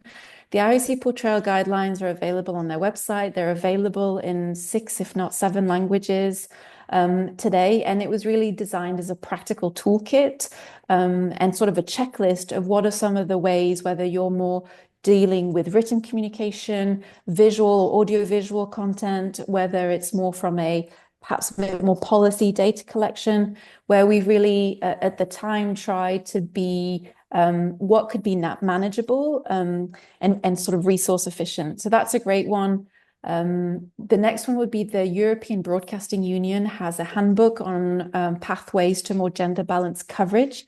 That one will perhaps be more relevant for those working with media broadcasters, or in charge of that audio-visual content, because it has a big component of that. It also goes into a lot deeper in terms of how do you create that consistency in collecting, the data, or in being able to evaluate the quality of that audio-visual content, with some great testimonials and practical case studies as well. Last but not least, there's the Getty, and now I can't remember the exact name, the Getty visual images guidelines for women in sports. Again, I'll put the link, which is great for really those in the photography context, or again, working on choosing, editing, reframing images, to be mindful of what are those considerations for women, for diversity as a whole. And I think there's just something I would like to just reiterate, because I think it's an important point. When we're talking about how to communicate about women in sports, be it in running or any other sport, the point is not to imply that women and men should have the exact same identity in the media or in our communication. That's really not, for me, the point. The point is that women should and can be covered as athletes or as sports people first, because that's the business we're in, is sports. And not, lifestyle fashion magazines at this point, and that they really should be getting the same respect and professionalism and treatment that we know men are enjoying mostly in sports. So ultimately, it's the fact that I think we can all be what I call a game changer and not just a player, one word, one voice, one image at a time. Very interesting, Nadia. We could stay here like for hours talking about this, and I'm sure that people would have much more questions to do. But thank you so much for your contribution this in our webinar with such interesting insights. Thank you so much. Thank you for your time. I will put in the chat the links to these resources, and if anybody wants to connect, you can find me on LinkedIn very easily. Perfect. Thanks so much. Thanks so much, Nadia and Natasha. As Mary-Kate Shea put in the note, so many helpful notes. Thank you, Nadia. A couple of key ones I picked up there, your 5 points. Language matters, favor gender neutral words. Imagery, balance the frame respectfully. Diversify the voices, collect data to tell your story. That fascinating stat of only 4% of coverage focusing on women. And do more storytelling. Wonderful segment, how best to communicate women in running and sport. Thanks again, Nadia Bonjour and Natasha Manchado. As we move on to our next segment and welcome Marco Kasich, who is the Managing Director of Fund Life, normally in the Philippines, but currently joining us from Vietnam. We've got a segment called Girls Got This, a Philippines case study. It originates from the Philippines, but it's got a real global reach. Really delighted to see you again, Marco. Welcome. Hi, Chris. Great to be here. Thanks for the invitation. Thank you for joining us. Let's get straight underway. You started an initiative called Move for Equity, an opportunity to be more inclusive and safe for girls and women. Tell us a little bit about the background and why you started it, please, Marco. Yeah, absolutely. So just for context, I'm actually from the nonprofit sector.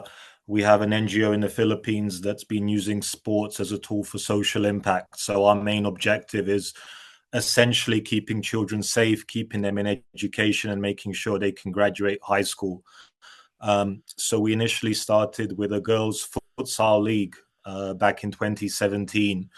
As a way of keeping girls in education through sports, and that was extremely effective. We managed to reduce dropout rates, teenage pregnancy, essentially really tackling some of the social factors impacting girls from poverty.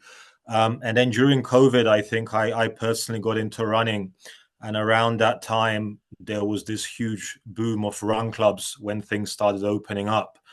And so we noticed that and we sort of wanted to, again, get more girls active in sports. And we felt that running was a fantastic way in terms of it has the least amount of barriers to entry for a lot of children from poverty.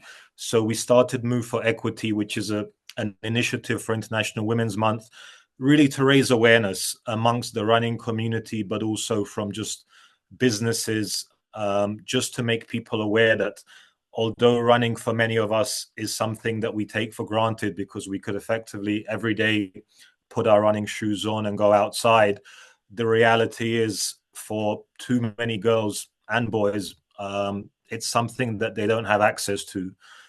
It's never been introduced to them. So we wanted really just to make it more inclusive and give everyone that same opportunity to really get out and run and experience the joy that running brings.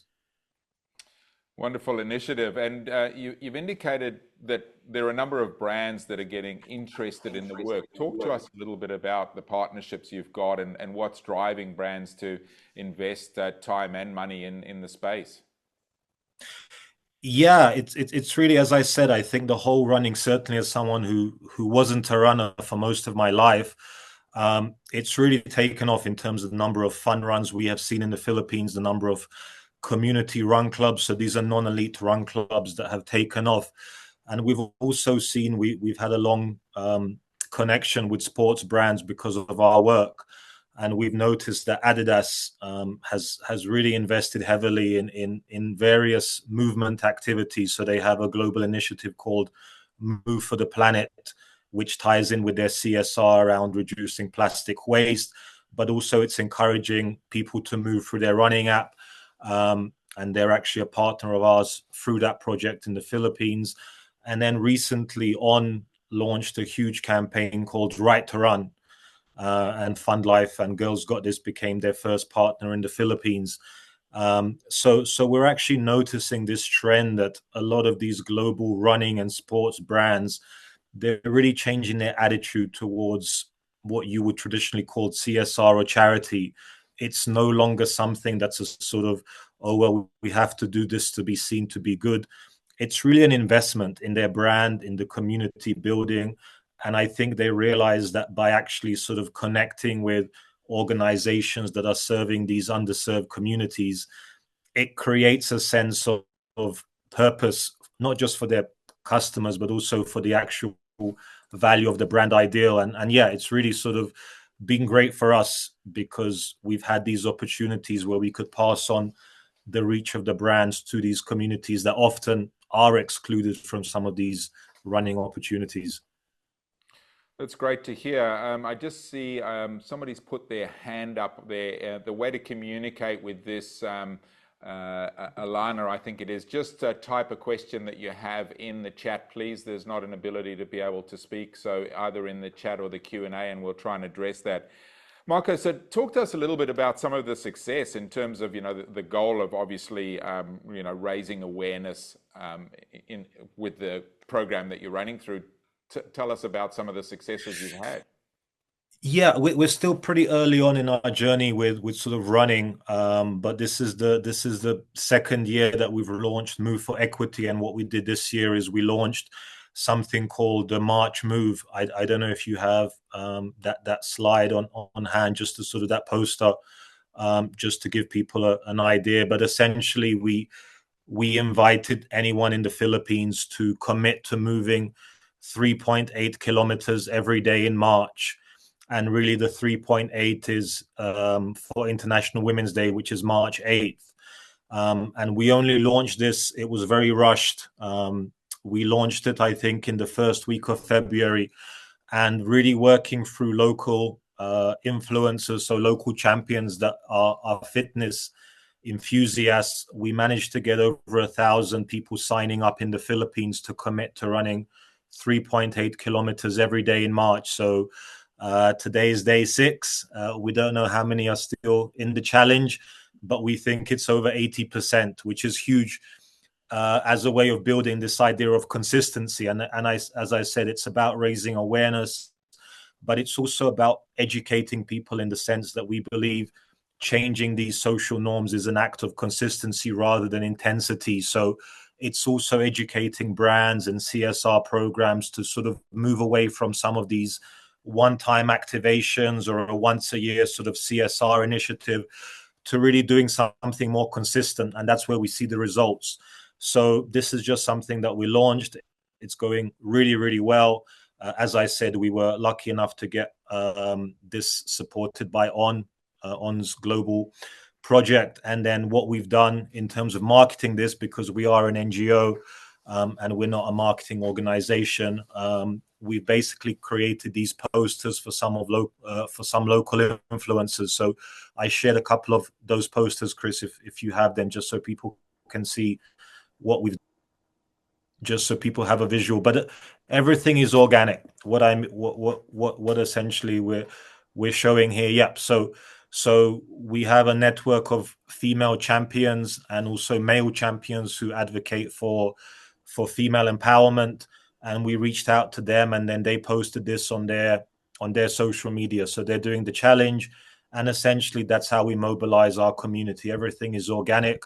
And what we found, actually, again, working with these brands, is that if you're genuine and you have authenticity, people can relate to that. So yeah, thanks for sharing that one. It's also open to male champions. So sometimes we have a struggle communicating that it's Move for Equity, but also male athletes, female athletes, all gender athletes can take part in this, because it's really a united front for what we're doing. And yeah, like I said, we're still early on in the journey, but so far it's been tremendous. And in terms of the impact we've had on the ground, running wasn't a thing in most public schools in the communities that we work with. So I think we've introduced running classes and sort of simple introduction to what running can offer in terms of benefits, especially for scholarships in the Philippines, to over 800 students in the last 12 months. So that's something we're building on, and we're pretty positive that in the next 12 months we can reach a further 5,000 students with that information and getting them to understand the benefits of running, not just physically, but educationally. Wow, that's incredibly powerful. And you know, so often it's about how we bring new people into the sport. And you know, it's easy to engage with the engaged, but this challenge of engaging with the unengaged is an even bigger one, and hence just a great success to be able to do that. Congratulations. How are you finding the response from the public and event organizers? Because I guess, you know, event organizers have access to existing runners and resources, and the public. Are you finding that difficult to tap into, or are they supportive as well? Yeah, I think we've been really surprised by the reaction of the public and the run clubs. They're really great in terms of especially the ones who are doing more of the inclusive recreational running things. I think the challenge has been with maybe some of the race organizers, because of course for most of them they're still focused on getting those participants registered and perhaps, you know, making sure that they're not operating at a loss. So the challenge for us has always been that we want to make running accessible and affordable. And again, you know, working in the Philippines, some of these race fun runs can be quite expensive for some of the demographic that we're working with. So we do hope that, you know, these asset holders and race organizers can perhaps think a bit more long-term in terms of sort of engaging some of these communities would ultimately have benefits down the line, even if that means offering some race bibs or potentially doing a tie-up where we can sort of create a bit more of a holistic approach. I think that's something the Philippines generally doesn't sort of look at long-term community investment. So there's a bit of work there. But again, I think on the back of this month, hopefully we can start changing some of those trends. Yeah, all the best with that. And I guess a final question, there's lots of organizers watching here tonight. Any insights in terms of how they might be able to integrate social impact into their events and their programs? Yeah, I think we often sort of look at away from Fund Life. I also do a bit of sort of consulting on social impact, and we always look at it as kind of a long-term thing. Often I think when people look at social impact, it's kind of an afterthought, and it's often seen as, well, we have this event, we want to give back. And so we often look at it should be something that's more integrated to your core business objectives. And that sort of looks at looking maybe 18, 24 months down the line, potentially, 2 years from now, how many participants can we have from underserved communities? How many new runners can we put into this that perhaps otherwise have never done a fun run before? And again, you can really get some amazing marketing, some amazing storytelling from those participants, because as a lot of the previous people were talking about, running is life-changing. And really, once you can instill those habits into some of these communities that perhaps don't have them, I think there's so much potential socially as well as for the event organizers. Yeah, that storytelling and creating that enormous impact. Marco, we could talk for a lot longer, but unfortunately out of time. Wonderful to see you on screen again. Hopefully we'll catch up again soon, but thank you so much for making the time. Wish you all the very best with the continued journey, and hopefully this community can help you to amplify that next year as we come around to the initiative again next year. Girls got this. Thank you so much, and all the very best. Pleasure, Chris. Thanks so much. Cheers, Marco. As we move and shift into our final segment, which is another hugely exciting one, and I think a really apt one to end on, celebrating women in the running industry. Delighted to welcome Mary Kate Shea, who is the Senior Director of Pro Athletes for Road Races at the Boston Athletic Association. Hello, Mary Kate. Coming on there in a moment. I think I'll keep on with the introductions. Catherine Widu, who's the Managing Director of Vienna City Marathon and VCM Group. Hello, Catherine. I see you there. Hi, Chris. Hi, everybody. Great to see you. And Su Tien Ng, who's the General Manager, MyLapse Sports Technology Asia, just up the road from me here in Malacca, which is in just over the border from Singapore in Malaysia. Great to see you, Sue. And hi, everyone. Hello there, Sue, sorry.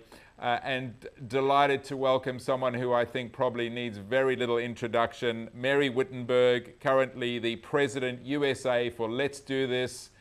Mary, wonderful to see you. Thanks for making the time, and I'll hand it over to you and Mary, Sue, and Catherine for what I'm sure is going to be an enthralling and inspiring conversation.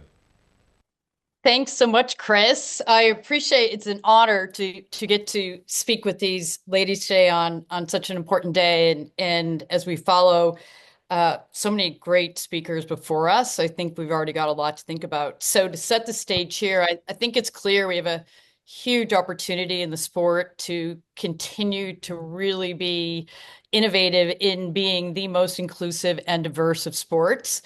And I think we've made significant progress, which we've heard throughout today in many areas, especially with regard to participants in running. We still have a lot more work to do, but we do have, when we look at the increasing diversity, inclusion in the sport, the number of women participating, certainly in the US, we've seen for a long time, close to half in many of the road races and beginning and definitely growing in trail. In the UK, we're again getting close, over 40%, and that's super encouraging. And we have huge areas of growth in different places around the world, and a lot more need and opportunity to get more women running, which is, I think, an end goal for all of us. What I'd love to focus on a bit with this group is what we see is as we get more women running, we continue to have, I think, probably the most amount of work to do. The closer roles get to the road or to the playing field. Stephanie mentioned this, whether coaches or officials or referees, and I think the closer we get to the money. So the commercial side, the leadership roles on the business side of the sport, whether it's a not-for-profit or a startup, but certainly some of the biggest platforms in running, still opportunity for more women leading the way. So I'm fortunate, to Chris's point, I've worked with a lot of amazing leaders throughout the industry, and so super excited to hear from the women we have. And I'd love to start with Sue, because I'm now with Let's Do This and very proud. We have about 41% of our leadership team are women. The head of products are women. 28% of the team is women. So for a tech business, it's doubly important to have women, a tech business in sport. It's extra important to work hard to make sure we're creating opportunity and not barriers. Sue, you are leading MyLapse in Asia. You're overseeing 20 countries. You have gone from a pro junior badminton star to 20 years in wellness and sport, and now doing an incredible job on the commercial side and in tech across Asia. So we'd love to start with your perspective of how are we doing with participants, women in sport in Asia, and especially tell us a bit about your trajectory and what you see as the opportunity for more women on the commercial side. Thank you, Mary, for the introduction. I think I would like to start off with taking a moment to appreciate how far we've come in terms of women empowerment in sports industry and also running in industry, specifically for our topic today. From my perspective, women's role is to complement men in the industry instead of replacing one another. So that's where I want to start off with. As a matter of fact, we need one another to grow together as an industry and to continue to empower women at the top positions. We have to admit that we cannot do this alone. Speaking from my personal experience as a junior professional badminton player, I had to get a lot of different male players to spar with me, to train with me, because there was simply not enough of good female badminton player around me where I can access to. So as an industry, we have to see that our roles are complementary to each other instead of jeopardizing one another. Yeah. I love that, and especially it's so true. Both you played with men in badminton. Many of our women pro runners came up running with men, and today many runners of all kinds run with men, and I think it makes everybody better. And how does that apply on the commercial side? Do you have male champions? I know you're breaking the barriers in Asia, being one of the lead commercial, one of the leaders of the commercial and tech business. And as a woman, there's not as many of you. So have men been as open to you in the business world as they were on the court? I'm fortunate enough to be surrounded with very supportive men and very supportive colleagues and an organization that I work with.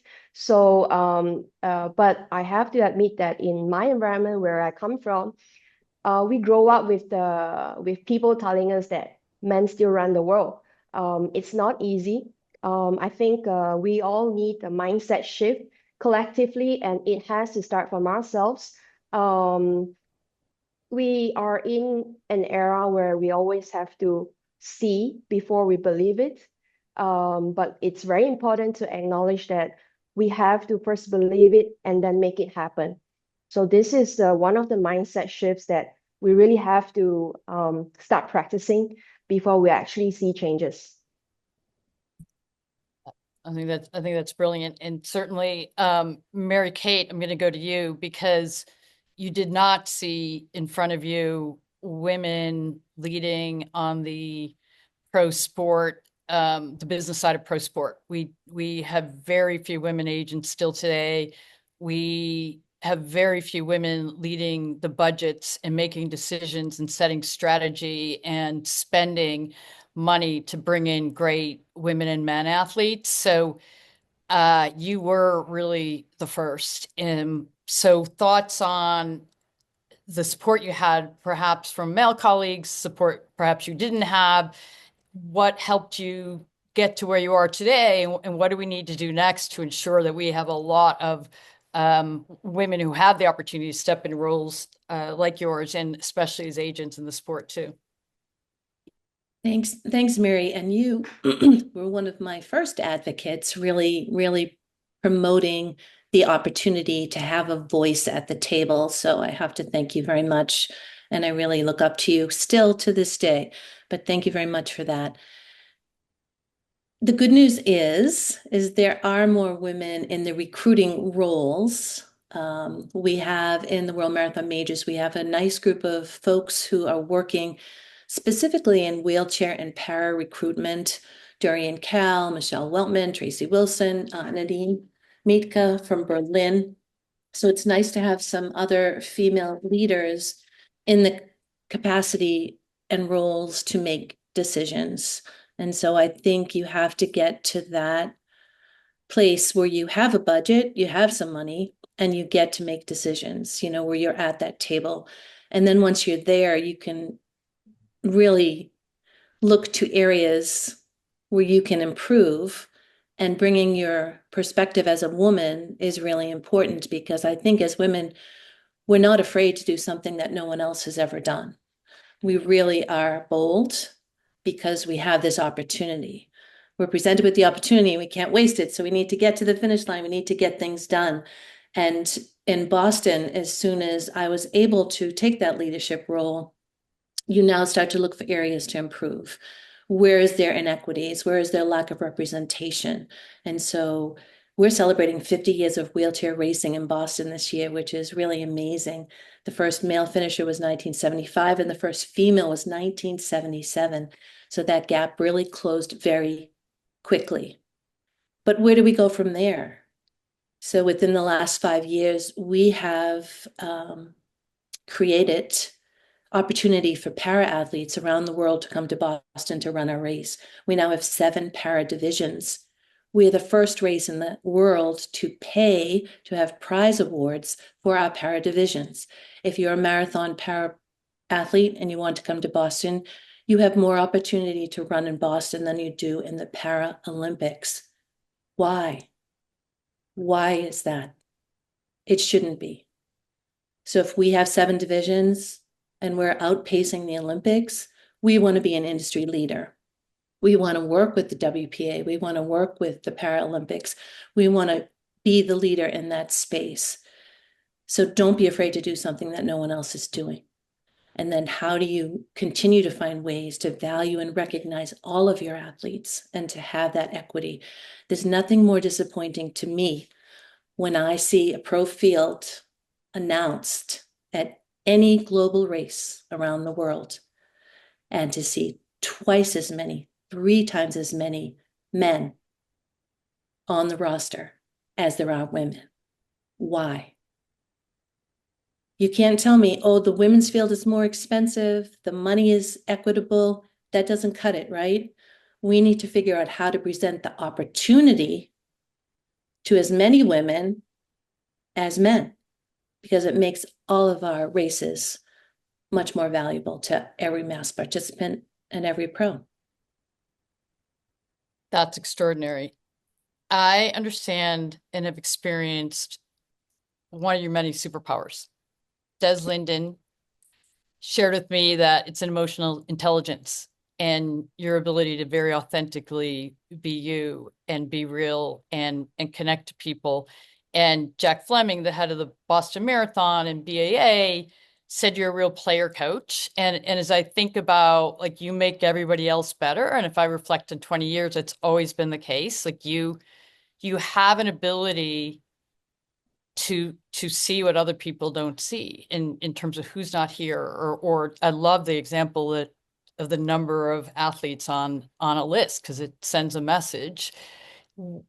Where does that come from? Is that gender related? Is that who you've always been? And should we all, male and female, have a little more of that emotional intelligence as leaders? I think it's probably genetic and learned. You know, I come from a very big family, 6 brothers and 2 sisters. So, and everyone was an athlete in college. So you do recognize one of the aunts and uncles talking more about the guys and their accomplishments.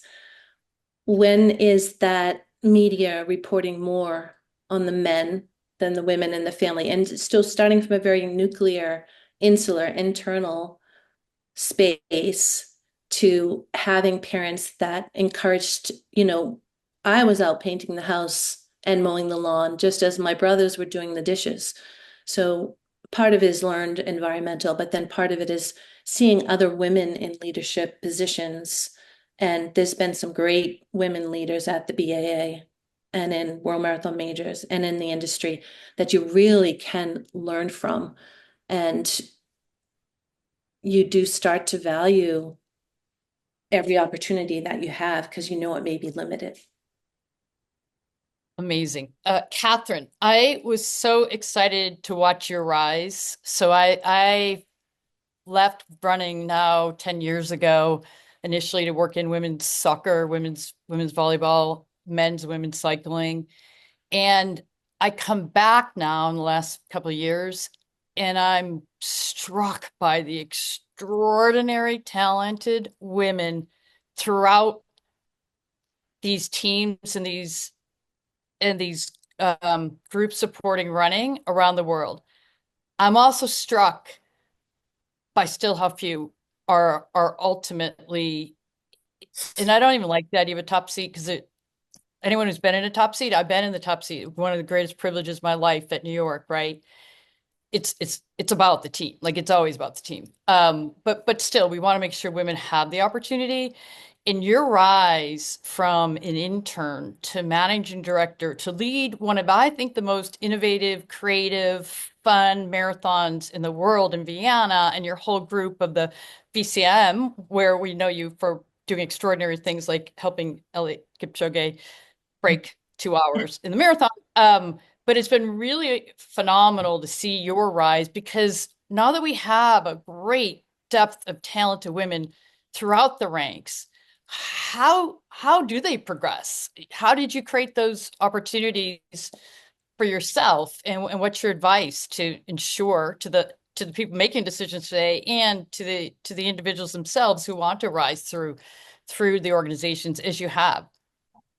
Thank you, Mary. Thanks for these lovely words. I think starting in the event business or in the sports event business can be tough, as we all know. Maybe long working hours and working on weekends, and not this daily 9-to-5 job. But I think it's always good if you do what you love, and this was in my case.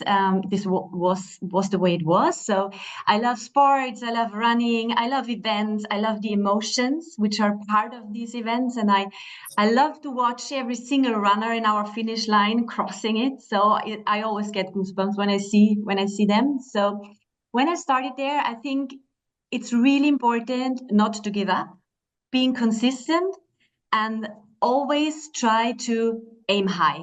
You know, one of my philosophies is always like, shoot for the moon, and even if you miss it, you will land amongst the stars. So this means that you will make mistakes, but mistakes are okay, and they are totally fine, because you will learn from them. And I was never shy, like to rethink or to questioning things. They are not always given, questioning the status quo, because then you can develop and move on. So what I really like to give the audience, or also to you, is empower all the men and women, all the team members, to try to think out of the box, bring some new things in. And this is what makes an event or a sporting event really creative and a little bit different than the others are. Amazing. I understand from our friends, Mark Milde, Berlin Marathon race director, and Mike Nishi, that among your superpowers is being incredibly passionate about the industry, and then adventurous, and lifting everybody else up. And that's what you just said. And what's interesting, you and Mary Kate are very similar. You've shown this incredible patience with staying in there at times when the more impatient of us might have had trouble staying in there, and you've seen a bigger picture for yourself and your organization and the sport. How do you strike that balance of being patient in career opportunities, but that strong voice and having that courage to keep going? Are there lessons there for the rest of us, especially our younger women coming into the sport now? Yeah, patience is hard also for me, but sometimes it's necessary. So I really think sometimes it's better to wait. Some things will come. And also for me, like, for example, I'm also a mother of 2. I have a husband, I have a dog, I have hobbies, I have like my whole life. And I'm so super proud that here in my team, we are like really all equal. And I'm together with my fellow CEO, Dominic, we are like a double. We have like 2 CEOs on the same level, and we have like him and me, we are like doing everything more or less together, having our own responsibilities, but we can rely on each other. And I think this helps a lot, not to be alone in decision making. And when it comes to the point where you have to wait, you can wait together, and it's not so bad waiting. It's not so bad waiting anymore. So I think sometimes it's good to overthink things one more time, and yeah, just be patient, wait, but push, but stay pushy, and yeah, aim for the goals you have in your mind. I once had a board member say, like I was pushing a point, like my nose against the grindstone, like just back up a little bit, just back up, because but you got to come back at it. And you've done a great job, and I know there's so much ahead. Sue, I understand you're an amazing problem solver. No surprise, that's pretty key in your job. And given where you are now, what's the biggest problem you want to solve when you look at gender opportunity in the sport? I'm very passionate about influencing the other women to believe in their own abilities. I think it is not just region specific, it is globally the fact that women usually underestimate our own abilities. And we like to stay humble. We like to, be low profile with what we can do. I think that's quite general in a lot of women. So what I would like to encourage the fellow women here is do not underestimate your ability. And I would like to resonate with what Catherine said just now. Always aim higher. Aim higher more than what you can visualize yourself doing. Once you do that, you will actually surprise yourself. Speaking from a very personal experience as well, I was offered this role 3 years ago. Fairly young, fairly inexperienced, and I never felt that I was ready for the role. But what I believe was, let's just do this. Let's do it and see what happens next. And it happened to be one of the most liberating decisions that I've ever made. And I've never looked back since then. It sounds easy to say, okay, we moved past it. It was just a decision, but that kind of moment, the moment to say yes, took me years of breaking my own stereotypes, my own beliefs, and what the world around me is telling me. So here I am today. I like to be a very good example. We see people on the TV and out in the spotlight, but I hope to encourage more women. That is probably the next door, your neighbors. There's just everyday friend or a family member that's closer to you to influence one another. Sue, can I call you every day? No problem. Yesterday I got a call. Would I coach this high-level male running a very significant sports organization? I'm not a coach. Like, what am I thinking? We are. Like, I do think there's a tactic there. For me, the tactic is just pause for a minute, let somebody else help you see what you can do. But it's great advice from you, and I'm putting a sticker, like, just say yes. Maybe pause for a second and listen, but don't start with your own reasons of why you can't do or aren't fully what somebody might or what you yourself think might be needed. Alan Brooks has asked a great question that I'd love to have us address. And I think in the Toronto Marathon, he and Charlotte, now leading the way with Charlotte in charge, in that group has always seen the power of team amongst themselves and team in the industry, among the first to really embrace run crews. And otherwise, I do see a superpower among us as women, maybe extra, maybe even than anyone else, to really building great teams. One, do you think that's true? And most importantly, for all the incredible men and women we have listening, what's the secret? What's been your secret at really building great teams?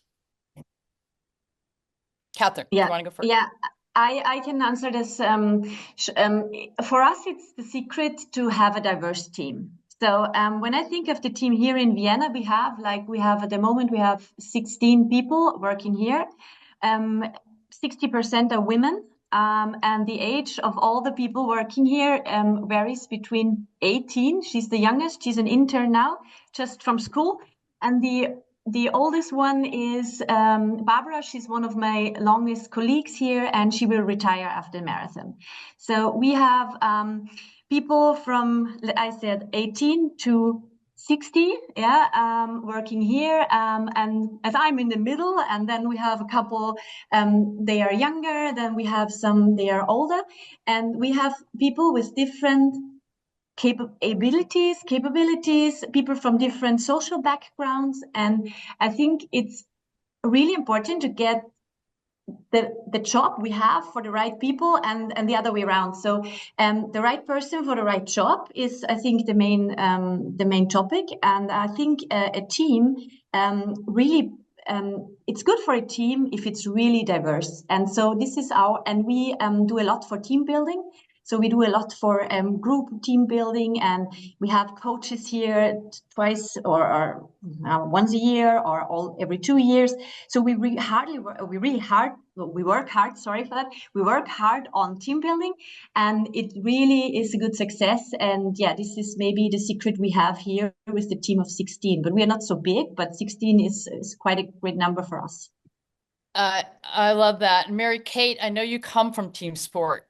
So how do you ensure you're building great teams?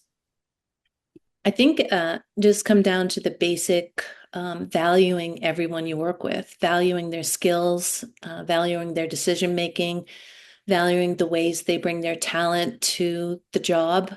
We only have about 40 staff for all our events.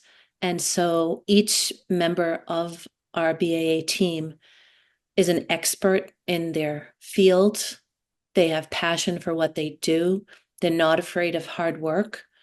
And it's really a beautiful model of collaboration. And I'm just thrilled to be able to work in that environment, because I do come from a very corporate, large organization originally, where John Hancock sponsored the marathon and the professional team. So came from thousands of people supporting this sports sponsorship to a very small team.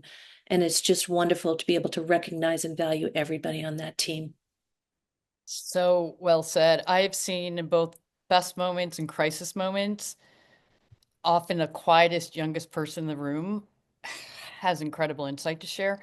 So that idea of really looking for all the voices and valuing all the voices is so great. And Sue, as we get to you, I mean, how fortunate, to Mary Kate's view, a lot of us have had chance. I mean, I've loved the people I've worked with, dear friends, when I leave still, and I have that today. How do you think about that as you build teams? Is you're driving a commercial business, you're in tech. What's most important in building teams, and where does human connection come into it? It's very relevant to my industry specifically, because in tech we deal with majority of them men, because they're really good at it. I have to look at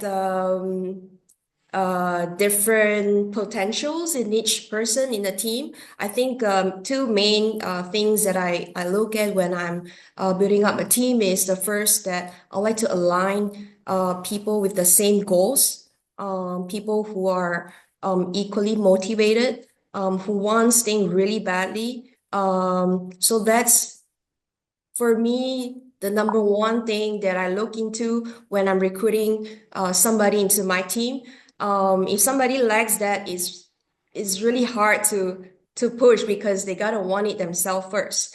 And second thing is, once a team are on board, it's very important to bring the best from them, bring the best out of them, instead of leave the bad things at home and keep empowering them to become better. Like male or female, we should always aim higher than we can actually visualize ourselves doing. So these two things are actually the little secrets that in building a strong team.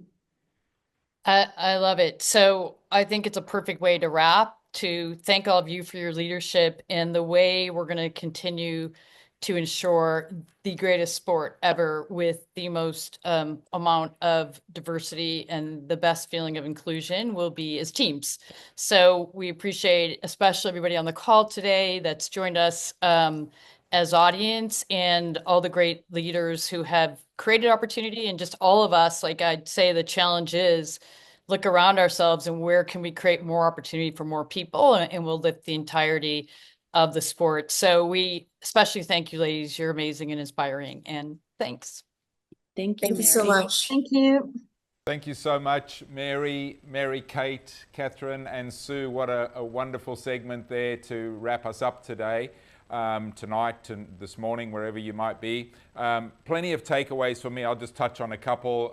Obviously, that last part of the conversation, the power of team, aligning around goals, having a diverse team and valuing everyone on the team. I loved one of the opening comments, I think it was from Sue, complementing men instead of replacing one another. This again, that comes back to the team, I guess.